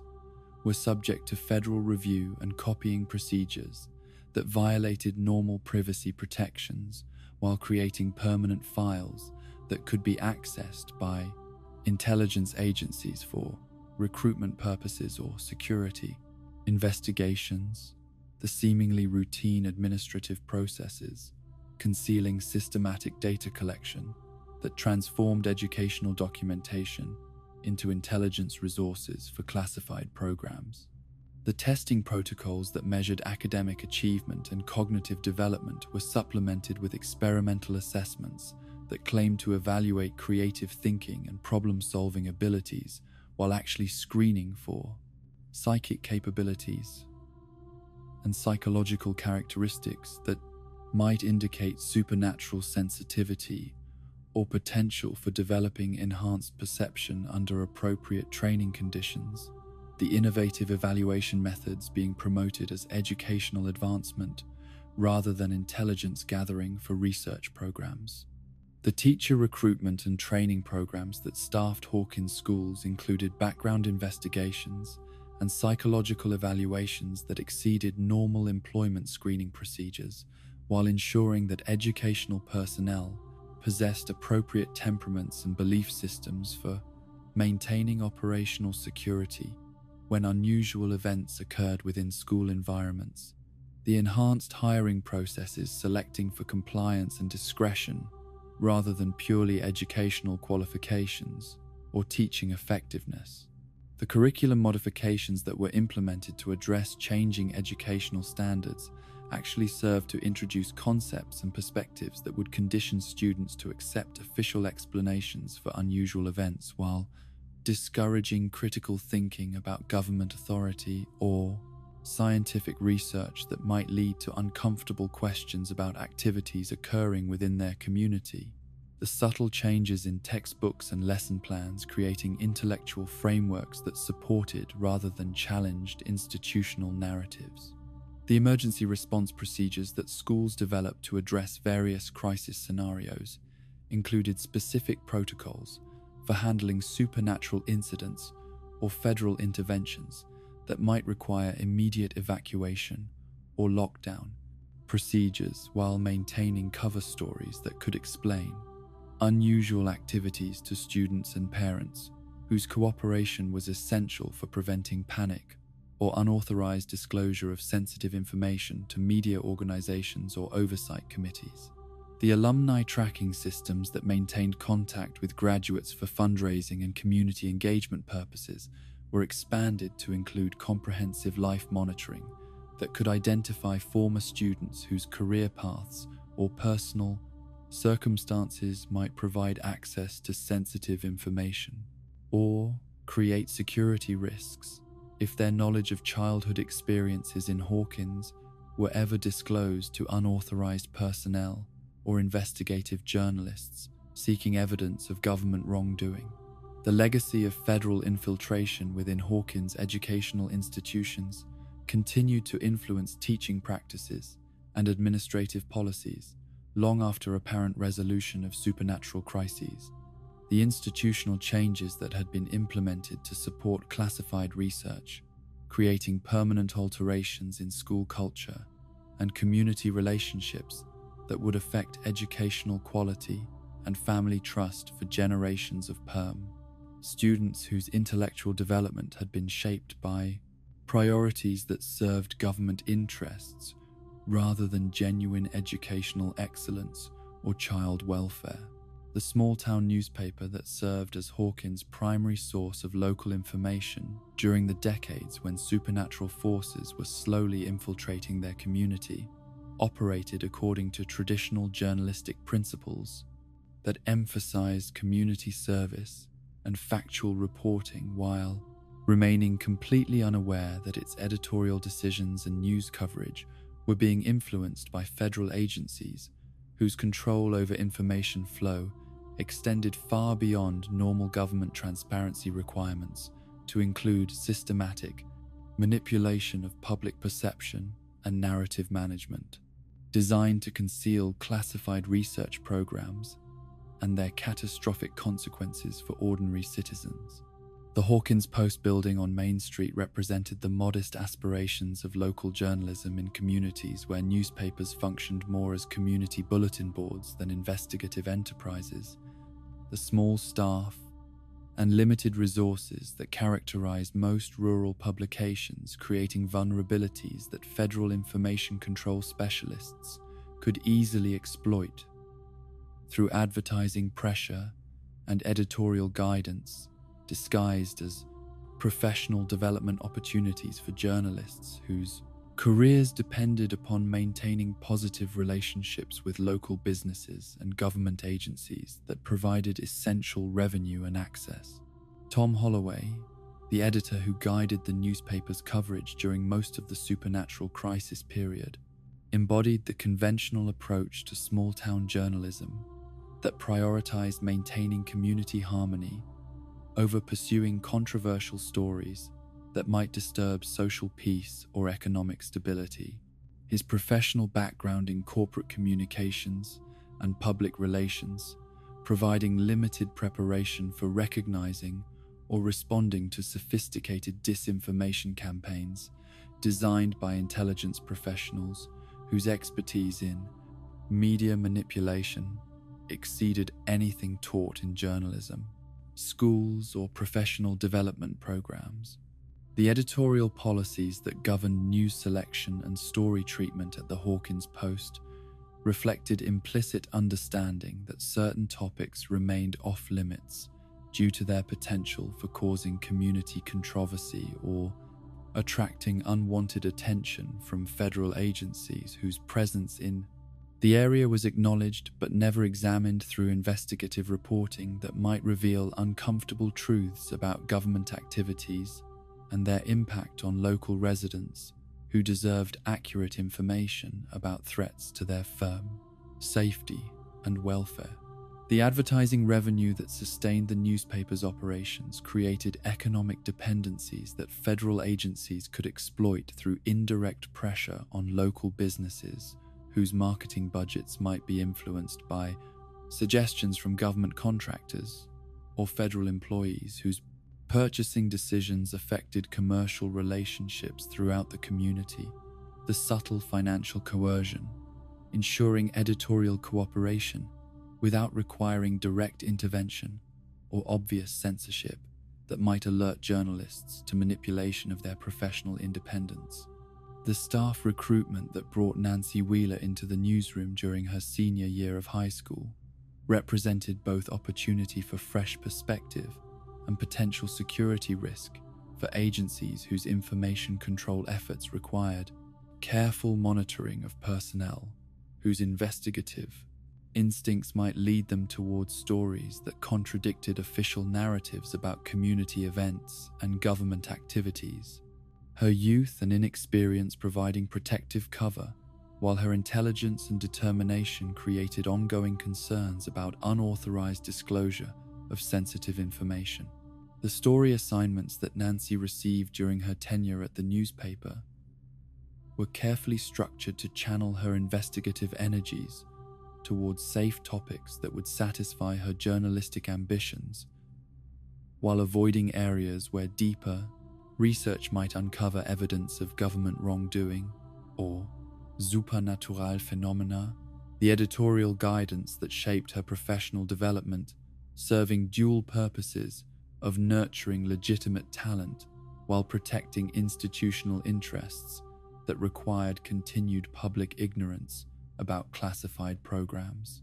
The sources who provided information to Hawkins Post reporters included both genuine community members with legitimate concerns and federal agents who posed as ordinary citizens while providing carefully prepared information designed to support official narratives or redirect public attention away from sensitive topics. The mixture of authentic and manufactured sources, creating information environment where distinguishing truth from disinformation required investigative skills and resources that local journalists rarely possessed. The investigative reporting that Nancy attempted to conduct into missing persons cases and unusual incidents encountered systematic obstruction from official sources, whose cooperation was essential for developing complete stories. The stonewalling techniques and misdirection employed by government agencies reflecting sophisticated understanding of how local journalism functioned and what obstacles would most effectively discourage continued investigation without creating obvious evidence of deliberate concealment that might attract attention from larger media organizations. The federal coordination that managed media response to supernatural incidents included pre-written press releases and expert commentary designed to provide alternative explanations for unusual events while creating impression of official transparency and cooperation with legitimate news, gathering activities, the prepared materials and designated spokespeople ensuring consistent messaging across multiple information channels while preventing local journalists from developing independent sources or alternative perspectives that might challenge authorized narratives. The censorship mechanisms that prevented publication of sensitive stories operated through indirect pressure rather than direct legal prohibition. The economic and professional consequences of pursuing controversial topics, creating self-censorship among journalists whose career, advancement, and financial security depended upon maintaining positive relationships with sources and big advertisers who could be influenced by federal agencies seeking to control information flow without obvious violation of First Amendment protections. The disinformation campaigns that supplemented direct censorship included planted stories and false leads designed to waste investigative resources while discrediting legitimate concerns through association with obviously fabricated claims. The mixture of real and manufactured evidence, creating confusion that made accurate reporting virtually impossible for journalists who lacked specialized training in intelligence analysis and counterintelligence techniques that professional reporters in major metropolitan markets might have developed through experience with government secrecy. The community impact of media manipulation extended beyond simple information control to include erosion of trust in local institutions and social fragmentation that occurred when residents began to suspect that their newspaper was not providing accurate information about events affecting their safety and welfare. The breakdown in community communication, creating additional opportunities for federal agencies to exploit social divisions while preventing organized resistance to government activities that violated democratic principles and constitutional protections. The technological limitations that characterized small-town newspaper operations during the 1970s and 80s made verification of official claims and independent fact-checking extremely difficult for journalists who lacked access to databases and communication networks that might have enabled cross-referencing of government statements with other sources. The information isolation that characterized rural communities, creating ideal conditions for propaganda and narrative control that would have been much harder to maintain in urban environments with multiple competing media outlets. The legal intimidation that accompanied direct editorial pressure included suggestions that certain types of reporting might violate national security laws or expose journalists to criminal prosecution under statutes that most local reporters did not fully understand. The implied threats, creating an atmosphere of fear and uncertainty that discouraged investigation of controversial topics while providing government agents with plausible deniability about direct interference with press freedom that might attract attention from civil liberties organizations. The professional development programs that were offered to local journalists through federal grants and educational initiatives included training in crisis reporting and emergency communication that actually served to indoctrinate media personnel in appropriate responses to unusual events.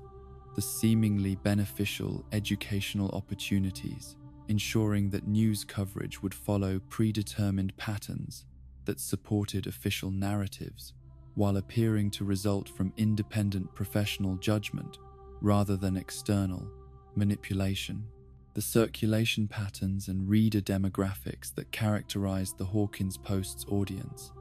provided federal agencies with detailed information about community communication networks and opinion leaders whose influence over public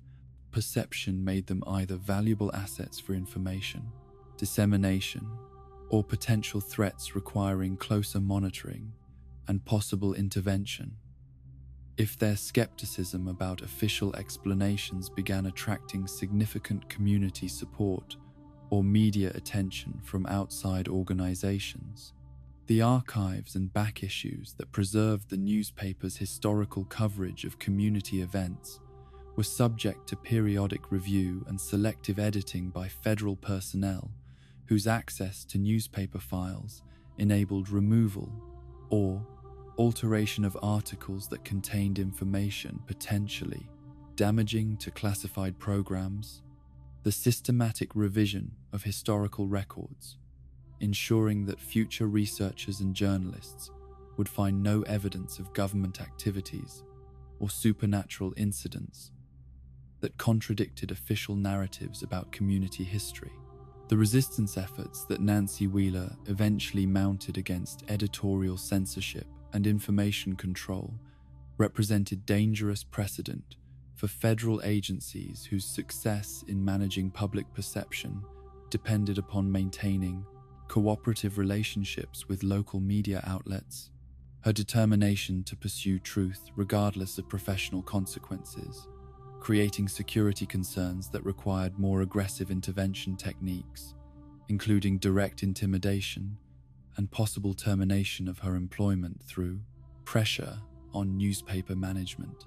The legacy of media manipulation in Hawkins continued to influence community information networks long after apparent resolution of supernatural crises. The institutional changes that had been implemented to control news coverage, creating permanent alterations in journalistic practices and public trust that would affect democratic discourse and civic engagement for generations of residents, whose understanding of local history had been shaped by carefully constructed narratives rather than accurate reporting of actual events and their consequences for ordinary people. The medical establishment that served Hawkins and surrounding communities during the decades when supernatural forces were gradually infiltrating their peaceful environment operated according to traditional healthcare principles that emphasized patient welfare and scientific methodology while remaining largely unaware that their diagnostic procedures and treatment protocols were being monitored and occasionally manipulated by federal agencies whose interest in local health patterns extended far beyond normal epidemiological surveillance to include systematic identification of individuals who might have been exposed to interdimensional phenomena or psychic experimentation. Hawkins General Hospital's modest facility on the outskirts of town represented the kind of community healthcare institution that had served rural American populations for generations. Its limited resources and generalist approach to medical care, providing adequate treatment for common ailments and emergency situations, while lacking the specialized equipment or expertise necessary to address the unique physiological and psychological consequences of exposure to supernatural entities or dimensional energies that conventional medical training had never acknowledged as legitimate clinical concerns, requiring specific therapeutic interventions. The medical record system that documented patient histories and treatment outcomes at Hawkins General became subject to federal oversight and selective access protocols that violated normal privacy protections while enabling intelligence agencies to identify individuals whose symptoms or injuries might indicate contact with classified research programs or supernatural phenomena. The seemingly routine administrative changes, creating comprehensive surveillance network that transformed confidential healthcare information into intelligence resources for government agencies, operating beyond traditional legal and ethical constraints. Dr. Samuel Owens, whose eventual appointment as Chief Medical Officer represented federal attempts to implement more ethical oversight of supernatural research while maintaining institutional control over healthcare responses to interdimensional incidents, brought professional credentials and moral principles that created ongoing tension between his medical obligations to individual patients and bureaucratic pressure to support classified programs whose continued operation required systematic concealment of their harmful effects on civilian populations who had never consented to participation in experimental research. The nursing staff who provided direct patient care at Hawkins General possessed clinical training and compassionate instincts that enabled them to recognize unusual symptoms and behavioral patterns among patients whose conditions seemed inconsistent with conventional medical diagnoses, though their professional obligation to follow physician orders and administrative directives often prevented them from pursuing alternative treatment approaches that might have better addressed the unique needs of individuals suffering from supernatural trauma. The emergency room protocols that governed response to unusual injuries or medical crises were supplemented through federal consultation programs that provided specialized guidance for treating patients whose conditions might result from exposure to classified research activities, the enhanced procedures creating dual-track treatment systems where certain patients received different levels of care and confidentiality, depending upon their potential connection to government programs rather than purely medical. Considerations about therapeutic effectiveness and patient welfare. The psychiatric evaluation procedures that were implemented to assess patients displaying unusual psychological symptoms included screening protocols designed to identify individuals who might have witnessed supernatural events or been subjected to psychic experimentation. The mental health assessments serving dual purposes of providing legitimate clinical care while gathering intelligence about community exposure to classified programs and their psychological consequences for civilian populations. The pharmaceutical protocols that governed medication distribution and treatment planning were modified through federal oversight to include specialized drugs and therapeutic agents that were not available through normal medical supply channels, the enhanced pharmaceutical options enabling treatment of conditions resulting from dimensional exposure while creating opportunities for continued research on human subjects whose medical care provided cover for ongoing experimentation under clinical rather than laboratory conditions. The medical staff recruitment that brought qualified physicians and specialists to Hawkins General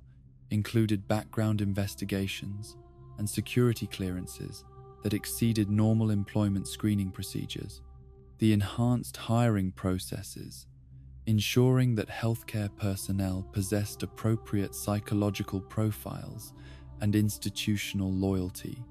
for maintaining operational security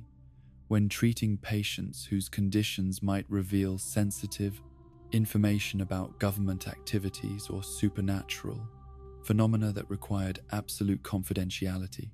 The patient confidentiality protections that normally governed medical practice were systematically compromised through federal access protocols that enabled intelligence agencies to review treatment records and interview healthcare personnel about patients whose cases might provide evidence of supernatural activity or government program exposure, the erosion of doctor-patient privilege, creating ethical dilemmas for medical professionals whose primary obligation to patient welfare conflicted with institutional pressure to cooperate with classified investigations. The diagnostic equipment that was installed at Hawkins General through federal grant programs included specialized monitoring devices and scanning technology that exceeded the capabilities normally available to community hospitals. The advanced medical instruments enabling detection and measurement of physiological changes resulting from interdimensional exposure, while providing government researchers with ongoing access to biological data from patients whose treatment created opportunities for continued study under medical rather than laboratory conditions. The treatment protocols that were developed for addressing supernatural trauma combined conventional medical interventions with experimental procedures that had been developed through classified research programs. The hybrid therapeutic approaches, reflecting attempts to provide effective care while advancing scientific understanding of how human physiology responded to interdimensional phenomena and psychic manipulation that conventional medicine had never encountered or studied systematically. The Medical Ethics Committee that was supposed to provide oversight of experimental treatments and unusual patient care situations was staffed with personnel whose backgrounds included prior involvement with federal research programs, their professional expertise in handling sensitive medical situations, creating conflicts of interest that prevented effective advocacy for patient rights when institutional pressures demanded cooperation with classified research objectives, rather than purely therapeutic considerations. The health insurance billing and documentation procedures that process payments for supernatural-related medical care required specialized coding systems and reimbursement protocols that concealed the true nature of treatments while ensuring adequate funding for expensive interventions that conventional insurance programs would never have approved if accurate diagnostic information had been provided to claims, reviewers, and medical auditors who lacked security clearances necessary for understanding actual patient conditions. The referral networks that connected Hawkins General with specialized treatment facilities included relationships with institutions that possessed capabilities for addressing supernatural trauma and dimensional exposure effects, the professional connections enabling transfer of patients whose conditions exceeded local treatment capabilities while maintaining operational security through facilities that were equipped and staffed specifically for handling cases involving classified government programs and their medical consequences. The quality assurance programs that monitored medical care standards and patient outcomes at Hawkins General included federal oversight components that evaluated healthcare delivery according to criteria that extended beyond normal. Clinical effectiveness measures to include assessments of information security and institutional cooperation with classified research objectives, the expanded quality metrics, creating professional evaluation systems that rewarded compliance with government priorities rather than purely medical excellence. The continuing education programs that provided professional development for medical staff included specialized training in treating unusual conditions and managing sensitive patient information. The educational opportunities serving dual purposes of enhancing clinical capabilities while ensuring that healthcare personnel understood their obligations regarding confidentiality and cooperation with federal agencies whose research programs created ongoing medical challenges requiring specialized knowledge and institutional discretion.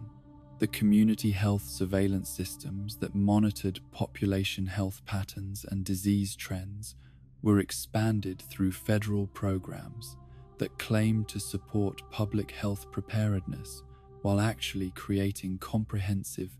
monitoring networks capable of detecting early signs of supernatural exposure or psychic experimentation effects among civilian populations,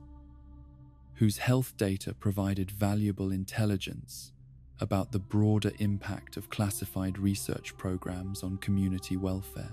The medical research initiatives that were conducted at Hawkins General through federal grant funding included studies of unusual physiological phenomena and treatment effectiveness for conditions related to interdimensional exposure. The clinical research programs, providing legitimate scientific cover for ongoing human experimentation, while advancing understanding of how supernatural forces affected human biology and psychology under controlled medical conditions, rather than purely laboratory environments. The crisis response protocols that governed hospital operations during supernatural incidents included evacuation procedures and emergency treatment guidelines designed to manage mass casualties while maintaining operational security about the true nature of threats facing the community. The specialized emergency plans requiring coordination with federal agencies whose priorities for public safety might conflict with normal medical principles about patient advocacy and community health protection. The long-term care programs that addressed chronic conditions resulting from supernatural exposure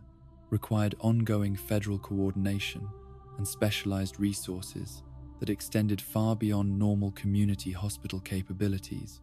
The sustained medical support, creating permanent relationships between healthcare providers and government agencies, whose research interests continued long after apparent resolution of immediate crises that had initially brought supernatural phenomena to medical attention. The legacy of federal involvement in Hawkins healthcare continued to influence medical practice and community health long after apparent termination of classified research programs. The institutional changes that had been implemented to support government objectives, creating permanent alterations in healthcare delivery and professional ethics that would affect medical care and patient trust for generations of residents whose health had been compromised by activities they never understood or consented to participate in through their normal use of community medical services.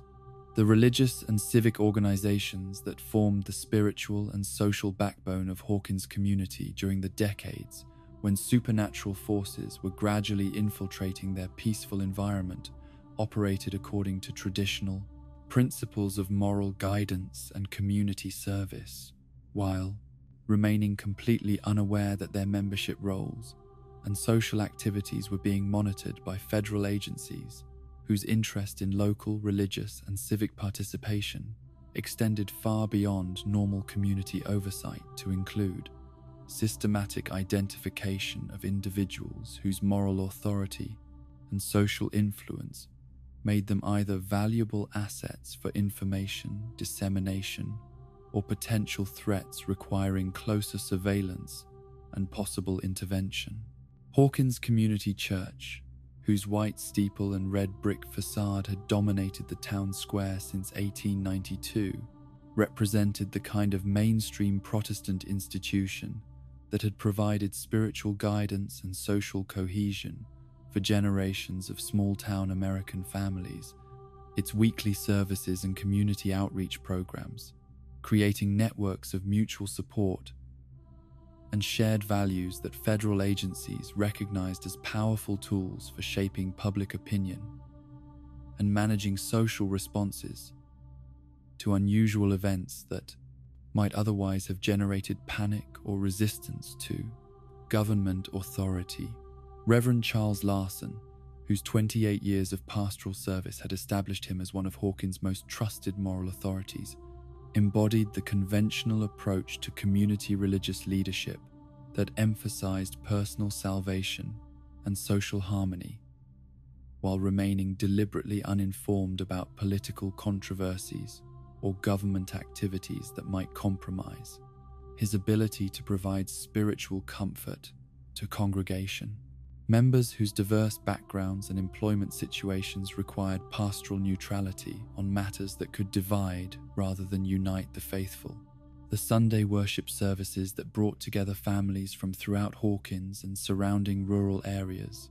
created regular gatherings where federal observers could monitor community sentiment and identify individuals whose religious convictions or social influence might affect public response to crisis situations. The congregational prayers and fellowship activities providing natural cover for intelligence gathering that would have been impossible to conduct through more obvious surveillance methods that might have aroused suspicion among citizens who valued their privacy and religious freedom. The church committees that organized charitable activities and social programs included members whose professional backgrounds and community connections provided valuable intelligence about local social dynamics and economic conditions. Though their voluntary service was motivated by genuine faith and compassion, rather than any awareness that their organizational activities were being monitored by government agencies whose interest in religious institutional structures reflected understanding of how spiritual authority could be leveraged for secular political objectives. The Bible study groups and prayer circles that met throughout the week in private homes created informal communication networks that could disseminate information and shape community attitudes more effectively than formal media channels. The intimate nature of religious fellowship enabling deeper influence over personal beliefs and social behaviors, while providing federal agencies with opportunities to introduce carefully prepared discussion materials and guided interpretations that supported official narratives about community, events, and government policies. The youth programs that engaged children and teenagers in religious education and social activities provided opportunities for monitoring psychological development and identifying young people whose spiritual gifts or leadership potential might indicate psychic abilities or personality traits. Worthy of closer attention from researchers whose recruitment efforts required careful assessment of individual characters and family circumstances that could affect willingness to participate in specialized educational or development programs. The charitable fundraising campaigns that supported local and regional mission work created financial networks and volunteer organizations that federal agencies could monitor for evidence of unusual generosity or social activism that might indicate community members with hidden resources or political motivations requiring investigation. The seemingly innocent community service activities providing valuable intelligence about economic relationships and social hierarchies that influenced local power structures and decision-making processes. The marriage and family counseling services that church leadership provided to congregation members dealing with personal crises created opportunities for federal agencies to gather information about household dynamics and individual psychological vulnerabilities that might affect security, clearance applications, or recruitment potential for government programs. Though pastoral confidentiality protections usually prevented direct access to such sensitive personal information without legal compulsion or voluntary disclosure by individuals seeking help. The Parent-Teacher Association that coordinated between families and school administration to support educational programs and student activities included members whose involvement in both religious and civic organizations created overlapping networks of influence and information sharing that federal agencies recognized as crucial components of community leadership structures that could either support or challenge government initiatives depending upon how effectively they were managed through appropriate outreach and persuasion efforts. The volunteer fire department and emergency medical services that provided essential public safety functions for Hawkins and surrounding areas included personnel whose community service and professional training created natural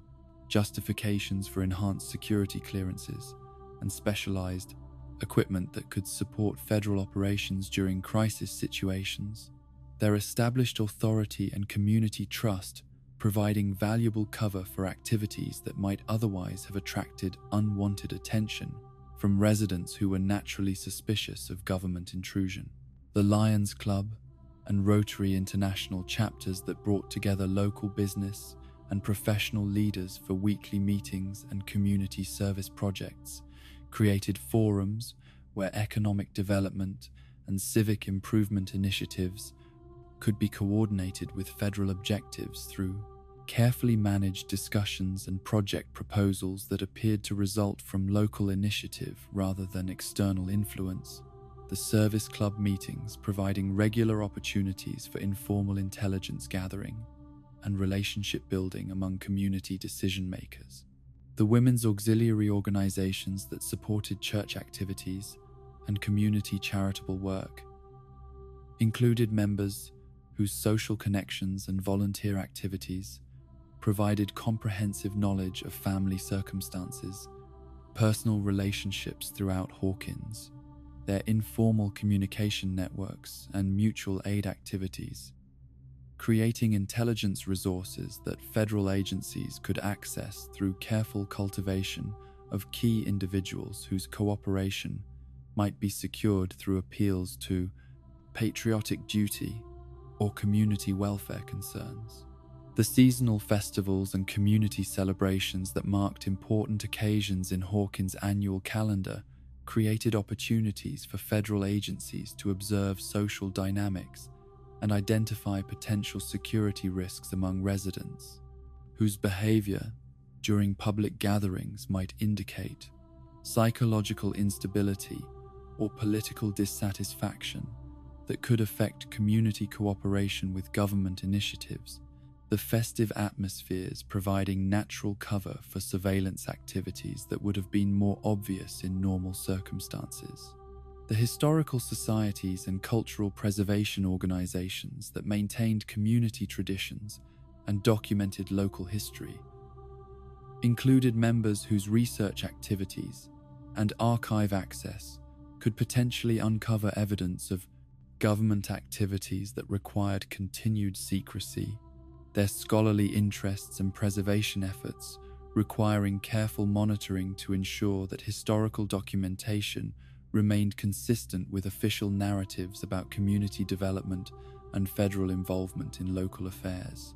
The scout troops and youth organizations that provided character development and outdoor education for children and teenagers created structured environments where federal agencies could observe leadership potential and social adjustment among young people whose future career paths might include government service or positions requiring security clearances, the recreational activities and merit badge programs providing opportunities for informal psychological assessment and early identification of individuals with special talents or interests. The senior citizen centres and retirement communities that served Hawkins' ageing population included residents whose long community histories and professional backgrounds might include knowledge of early government activities or institutional relationships that predated current security arrangements. Their social activities and organised programs requiring careful management to prevent inappropriate disclosure of historical information that could complicate official narratives about federal involvement in local development. The civic improvement associations and neighbourhood watch groups that addressed local quality of life issues created grassroots organisations that federal agencies recognised as potential sources of community resistance to government activities or useful vehicles for disseminating information and building support for official policies. Their volunteer leadership and community organising capabilities, making them either valuable allies or dangerous opponents, depending upon their attitudes toward federal authority and institutional cooperation. The professional associations and trade organizations that served various occupational groups within Hawkins created networks of specialized knowledge and economic influence that federal agencies needed to understand and potentially influence when government activities affected local business, conditions, or employment opportunities. The regular meetings and industry communications, providing opportunities for monitoring economic attitudes and identifying individuals whose professional expertise might be useful for government programs or whose opposition could create political problems. The veterans organizations that served former military personnel and their families created networks of individuals whose service experience and security clearances made them natural allies for federal activities, while their community leadership roles provided valuable channels for information, dissemination, and opinion formation among residents who respected military service and understood national security requirements. Their organizational activities and social programs requiring careful coordination with government objectives. The cultural and arts organizations that supported community theatre productions and music programs created opportunities for federal agencies to monitor creative expression and artistic activities that might reflect community attitudes toward government policies or contain coded messages that could indicate organized resistance to official narratives. The seemingly innocent cultural events, providing forums where subtle propaganda and social conditioning could be introduced through carefully selected programming and artistic content. The legacy of federal infiltration and manipulation within Hawkins' religious and civic organizations continued to influence community social structures and moral authority long after apparent resolution of supernatural crises. The institutional changes that had been implemented to support government objectives, creating permanent alterations in community leadership and social trust that would affect civic engagement and religious practice for generations of residents whose faith and social connections had been compromised by activities they never recognized or understood. The commercial enterprises that transformed Hawkins from a sleepy agricultural community into a modern suburban destination during the 1980s operated according to traditional principles of economic development and consumer satisfaction, while remaining completely unaware that their business activities and customer interactions were being monitored by intelligence agencies whose interest in retail operations and commercial real estate extended far beyond normal economic oversight to include systematic exploitation of shopping centers and business districts as platforms for surveillance operations and information gathering that could support classified research programs and their ongoing security requirements. Starcourt Industries, the development corporation that spearheaded construction of Hawkins' ambitious new shopping mall, represented the kind of aggressive commercial expansion that characterized American retail development during the decade when suburban shopping centers were transforming community social patterns and consumer behavior. Though the company's true ownership structure and funding sources remained obscured through layers of shell corporations and overseas investment vehicles that concealed foreign intelligence operations behind facades of legitimate business development and municipal economic improvement. The Starcourt Mall project itself embodied everything that American consumer culture promised to deliver to communities whose residents possessed sufficient disposable income and leisure time to support large-scale retail operations, its anchor stores and specialty shops creating comprehensive shopping and entertainment destination that could attract customers from throughout central Indiana, while providing perfect cover for intelligence operations that required public spaces with heavy foot traffic and complex architectural layouts that could accommodate specialized equipment and covert personnel. The site selection process that identified Hawkins as ideal location for major retail development involved demographic analysis and market research that exceeded normal commercial feasibility studies to include detailed assessments of community, social structures, and government facility proximity that made the location valuable for purposes having nothing to do with retail profitability or consumer convenience. The business justifications, concealing strategic considerations about surveillance opportunities and operational access that intelligence agencies required for monitoring classified research activities. The construction contractors who built Starcourt Mall included specialized firms whose capabilities in underground excavation and electromagnetic shielding far exceeded normal commercial building requirements. Their involvement in the project,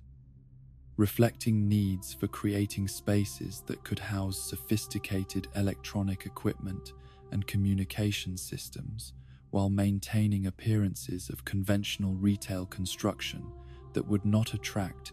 attention from local officials or community members who might question unusual building techniques or excessive security measures.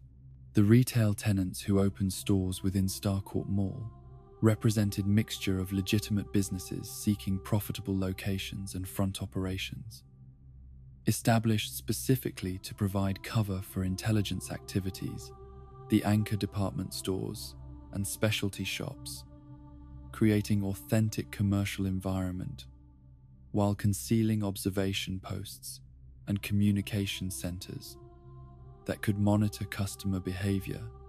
and identify individuals whose shopping patterns or social interactions might indicate connections to classified research programs or supernatural phenomena. Scoops Ahoy, the ice cream parlor where Steve Harrington and Robin Buckley worked during the summer of 1985, exemplified the kind of casual retail operation that provided ideal cover for surveillance activities, while creating natural gathering places where young people could be observed and assessed for potential recruitment or security. Risks: the seemingly innocent food service operation, enabling close monitoring of social dynamics among teenagers whose families might have connections to government facilities or classified programs. The Gap and other clothing retailers that attracted teenage customers provided opportunities for federal agents posing as sales, staff, or security personnel to observe fashion trends and social behaviors that might indicate psychological characteristics or family economic circumstances relevant to intelligence gathering operations. The retail employment creating legitimate cover identities while enabling systematic documentation of consumer preferences and social relationships among demographic groups of particular interests to recruitment specialists. The Radio Shack electronics store that sold consumer technology and amateur radio equipment created opportunities for monitoring individuals whose technical interests might indicate potential for developing or detecting surveillance systems. The specialized merchandise and knowledgeable staff, enabling identification of customers whose electronics expertise could pose security risks, or whose technical capabilities might be useful for government programs requiring skilled technicians with appropriate psychological profiles and family circumstances. The Orange, Julius, and other food court vendors that served mall visitors created casual dining environments where conversations could be monitored through strategically placed listening devices, while customer ordering patterns and social interactions provided behavioral data for psychological profiling operations. The high-traffic food service areas offering optimal conditions for surveillance activities that would have been impossible to conduct in more private or secure locations without attracting unwanted attention. The Kaufmann Shoes store and other specialty retailers that served specific demographic niches created opportunities for federal agents to establish cover identities as employees or customers while gathering intelligence about community,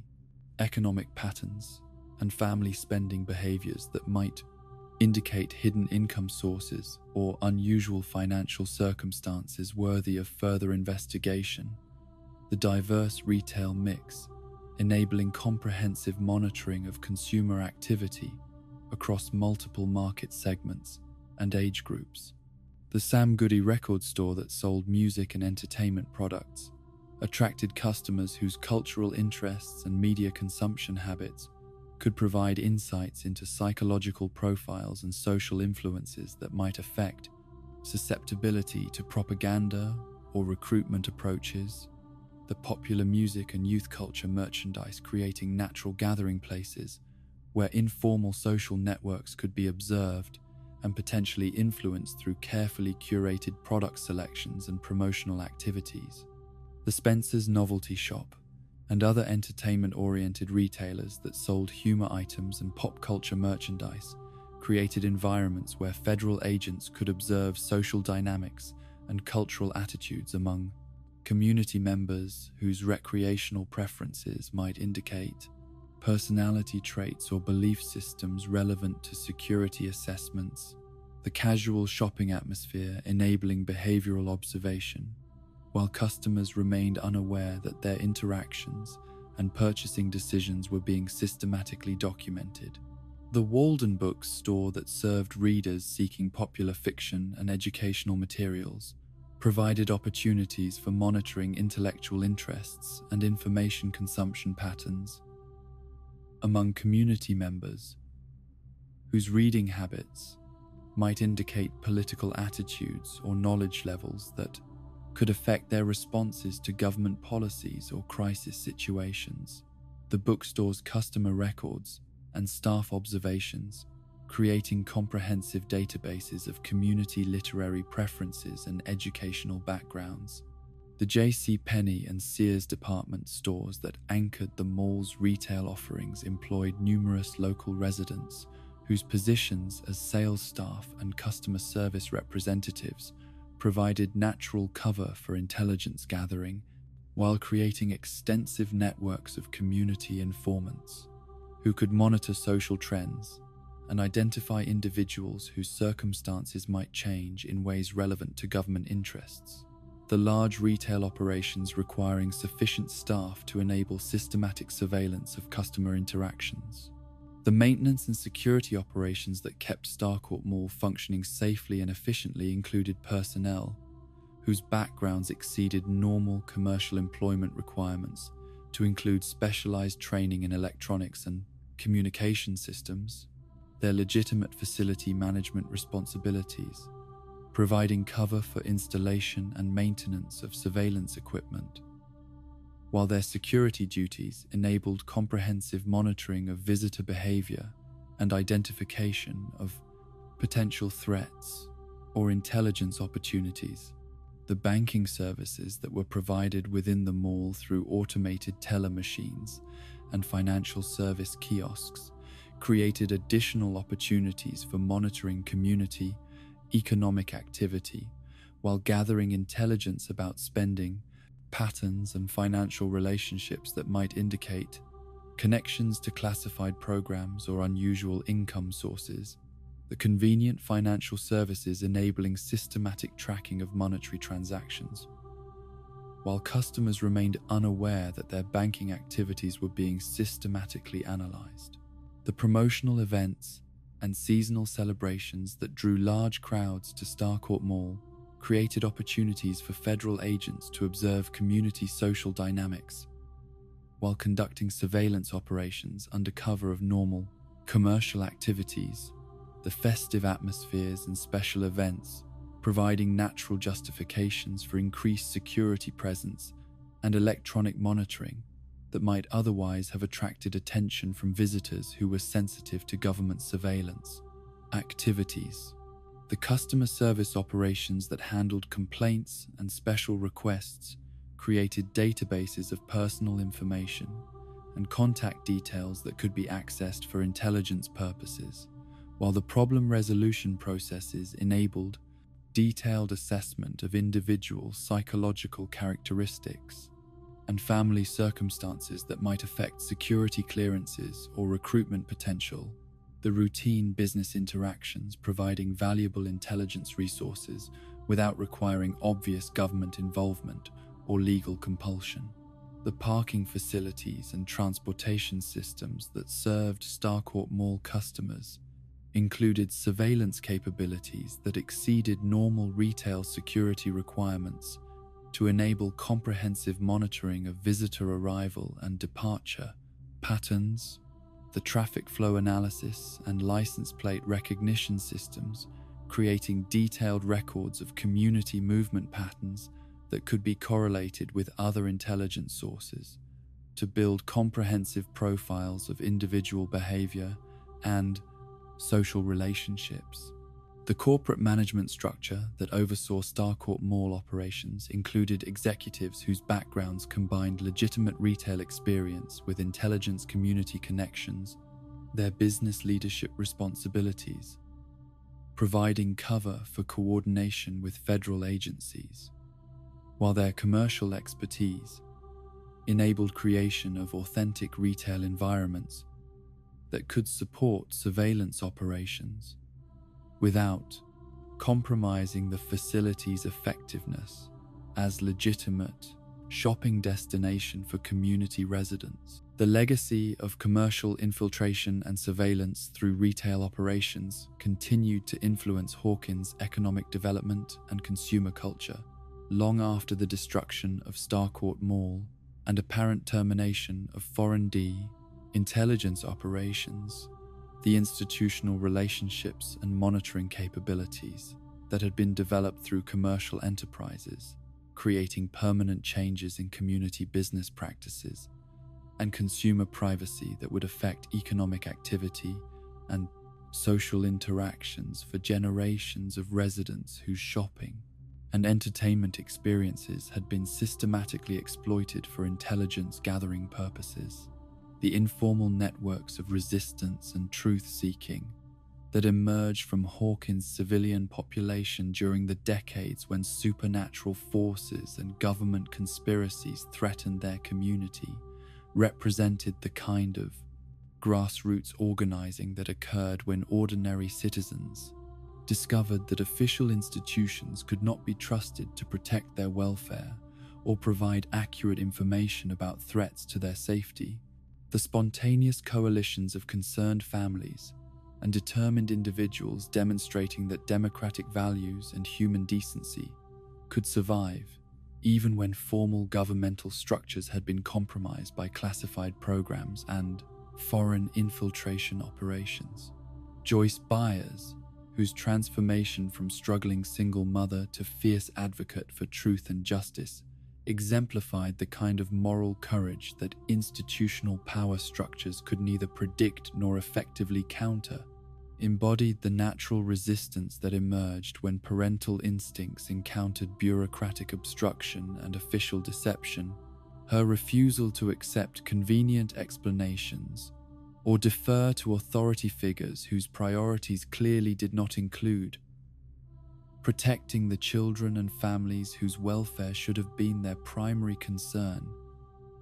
creating dangerous precedent for grassroots opposition to classified programs. The informal investigation network that developed around Joyce's initial search for Will included neighbors and community members whose own experiences with unusual events had been dismissed or suppressed by official channels. Their shared determination to uncover truth regardless of personal consequences, creating coalition of ordinary people whose collective knowledge and resources enabled more effective action than any individual could have achieved alone. The spontaneous cooperation, demonstrating how community solidarity could overcome institutional advantages when moral clarity provided sufficient motivation for sustained resistance. Murray Bauman, whose background in investigative journalism and conspiracy research provided essential expertise for exposing government wrongdoing and foreign intelligence operations, represented the kind of independent media professional whose commitment to factual accuracy and public accountability made him natural ally for grassroots resistance movements, though his paranoid worldview and confrontational methods sometimes created obstacles for building broader coalitions among community members who were less comfortable with direct challenges to governmental authority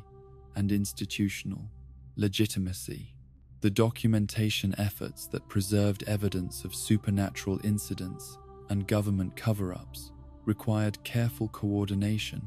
among individuals whose professional backgrounds provided access to different types of information and BZOs. Resources, the informal archive system that emerged through shared responsibility for protecting sensitive materials, demonstrating how civilian networks could maintain institutional memory and factual records, even when official channels were systematically destroying or falsifying documentation to protect classified programs from legal accountability and public scrutiny. The communication systems that connected resistance network members included both traditional methods like telephone calls and face-to-face meetings, and more sophisticated approaches involving coded messages and secure document exchanges. The security protocols developed through trial and error, reflecting growing understanding that government surveillance capabilities required careful countermeasures to prevent infiltration or disruption of activities that posed genuine threats to institutional secrecy and operational effectiveness. The party, consisting of Mike Wheeler, Dustin Henderson, Lucas Sinclair, and Will Byers, represented Accidental Resistance Cell, whose childhood friendship and shared interests in fantasy gaming provided unexpected preparation for confronting supernatural threats and government conspiracies, their youthful perspective and technological capabilities enabling innovative approaches to problems that adult resistance networks might have addressed through more conventional and less effective methods. Their courage and loyalty creating moral center that inspired broader community opposition. Nancy Wheeler, whose evolution from conformist teenager to investigative journalist reflected growing awareness that personal safety and social acceptance were less important than exposing truth and protecting innocent people from institutional abuse, demonstrated how individual moral development could contribute to collective resistance efforts, while her romantic relationships and family connections provided access to information and resources that purely grassroots organizations might have been unable to obtain through their own networks and capabilities. Steve Harrington, whose transformation from privileged teenager concerned primarily with social status to committed protector of vulnerable community members, illustrated how crisis situations could reveal hidden depths of character and moral courage, provided essential leadership and physical capabilities that enabled resistance operations to succeed against opponents whose training and equipment exceeded anything that civilian networks could normally hope to counter through conventional organizational methods and resource mobilization. The adult allies who gradually joined the informal resistance network included professionals and community leaders whose positions provided access to institutional resources and official information,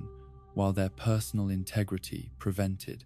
them from participating in cover-up activities that violated their ethical principles.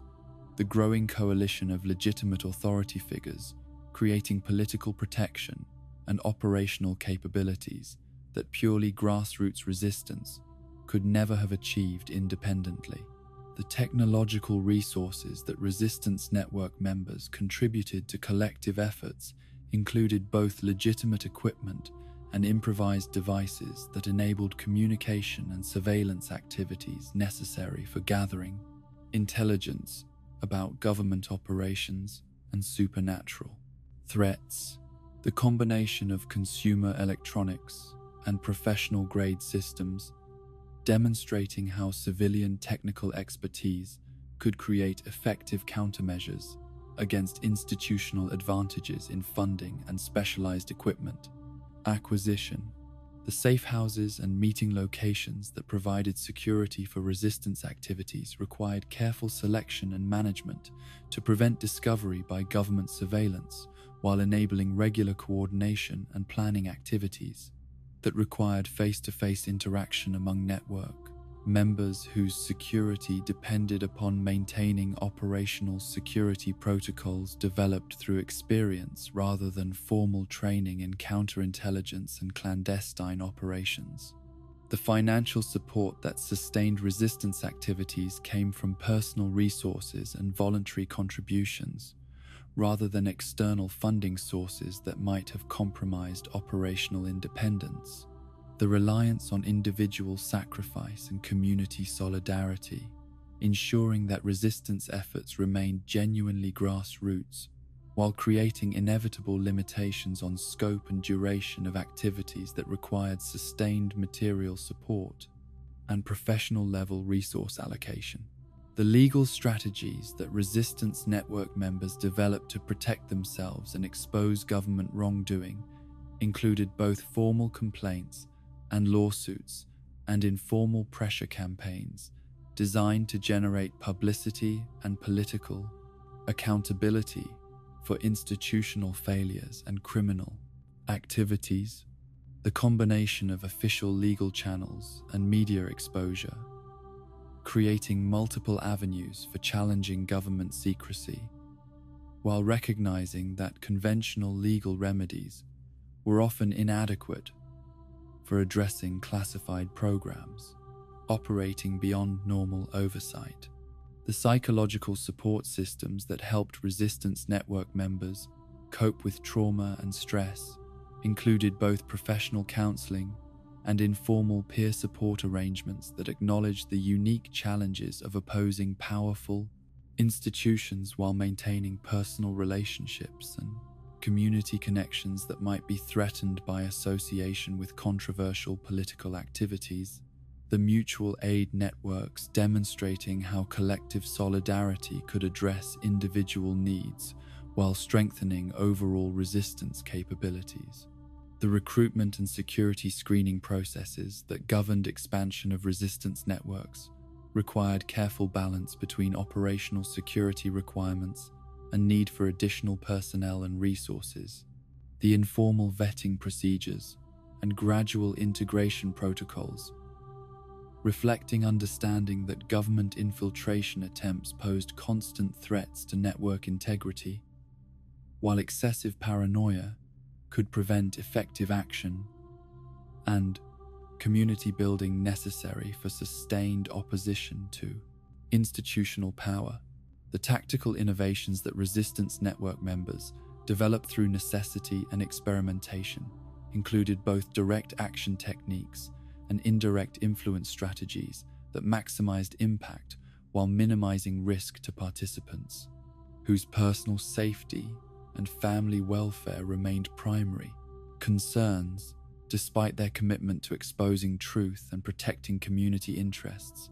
against institutional threats that operated beyond normal legal and political accountability mechanisms. The media relations strategies that resistance networks employed to generate publicity for their revelations and build broader public support included both traditional journalism outlets and alternative communication channels that could bypass official censorship and disinformation campaigns. The diverse media approaches reflecting understanding that multiple information pathways were necessary to reach different audience segments while countering government propaganda and narrative management efforts. The coordination with external organizations and agencies that shared similar concerns about government overreach and institutional accountability required careful evaluation of potential allies whose motivations and capabilities might complement resistance network objectives while avoiding entanglements that could compromise operational independence or expose network members to additional security risks from hostile organizations or competitive political movements. The long-term strategic planning that guided resistance network development included both immediate tactical objectives focused on exposing specific government wrongdoing and broader political goals aimed at institutional reform and democratic accountability. The balance between short-term crisis response and sustained political organizing,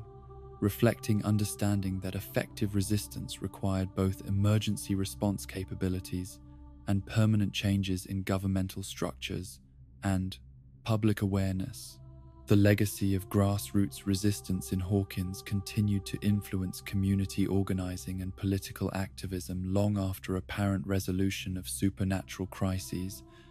The networks and capabilities that had been developed through necessity, creating permanent infrastructure for citizen oversight and democratic participation that would enable more effective responses to future institutional failures and government overreach, demonstrating that ordinary people possessed both moral authority and practical capabilities necessary for protecting democratic values against threats from within established power structures. And so we reached the gentle conclusion of our journey through the shadowed corridors of institutional power, where we have witnessed how organizations, both grand and modest, shaped the destiny of one small Indiana town and the extraordinary individuals who called it home. From the sterile laboratories where children became numbers to the warm kitchens where mothers refused to surrender hope, we have seen how human courage could triumph over the most sophisticated machinery of control and deception that governments and corporations could devise. The Department of Energy's classified programs, the Soviet Union's desperate espionage operations, the military contractors' pursuit of profit, the schools and hospitals and newspapers that became unwitting instruments of surveillance and manipulation. All of these institutional forces ultimately proved no match for the simple determination of ordinary people who chose love over fear, truth over convenience, and community solidarity over individual safety. The basement where friends gathered to play games, the police station where one man chose justice over career advancement, the newspaper office where a young woman demanded accountability, the mall where teenagers discovered that evil could wear familiar faces. These became the spaces where democracy defended itself against its greatest threats. Rest peacefully now, knowing that institutions may possess vast resources and ancient authority, but they cannot manufacture the human connections that give life meaning or replicate the moral courage that transforms frightened citizens into heroes whose stories inspire generations yet to come.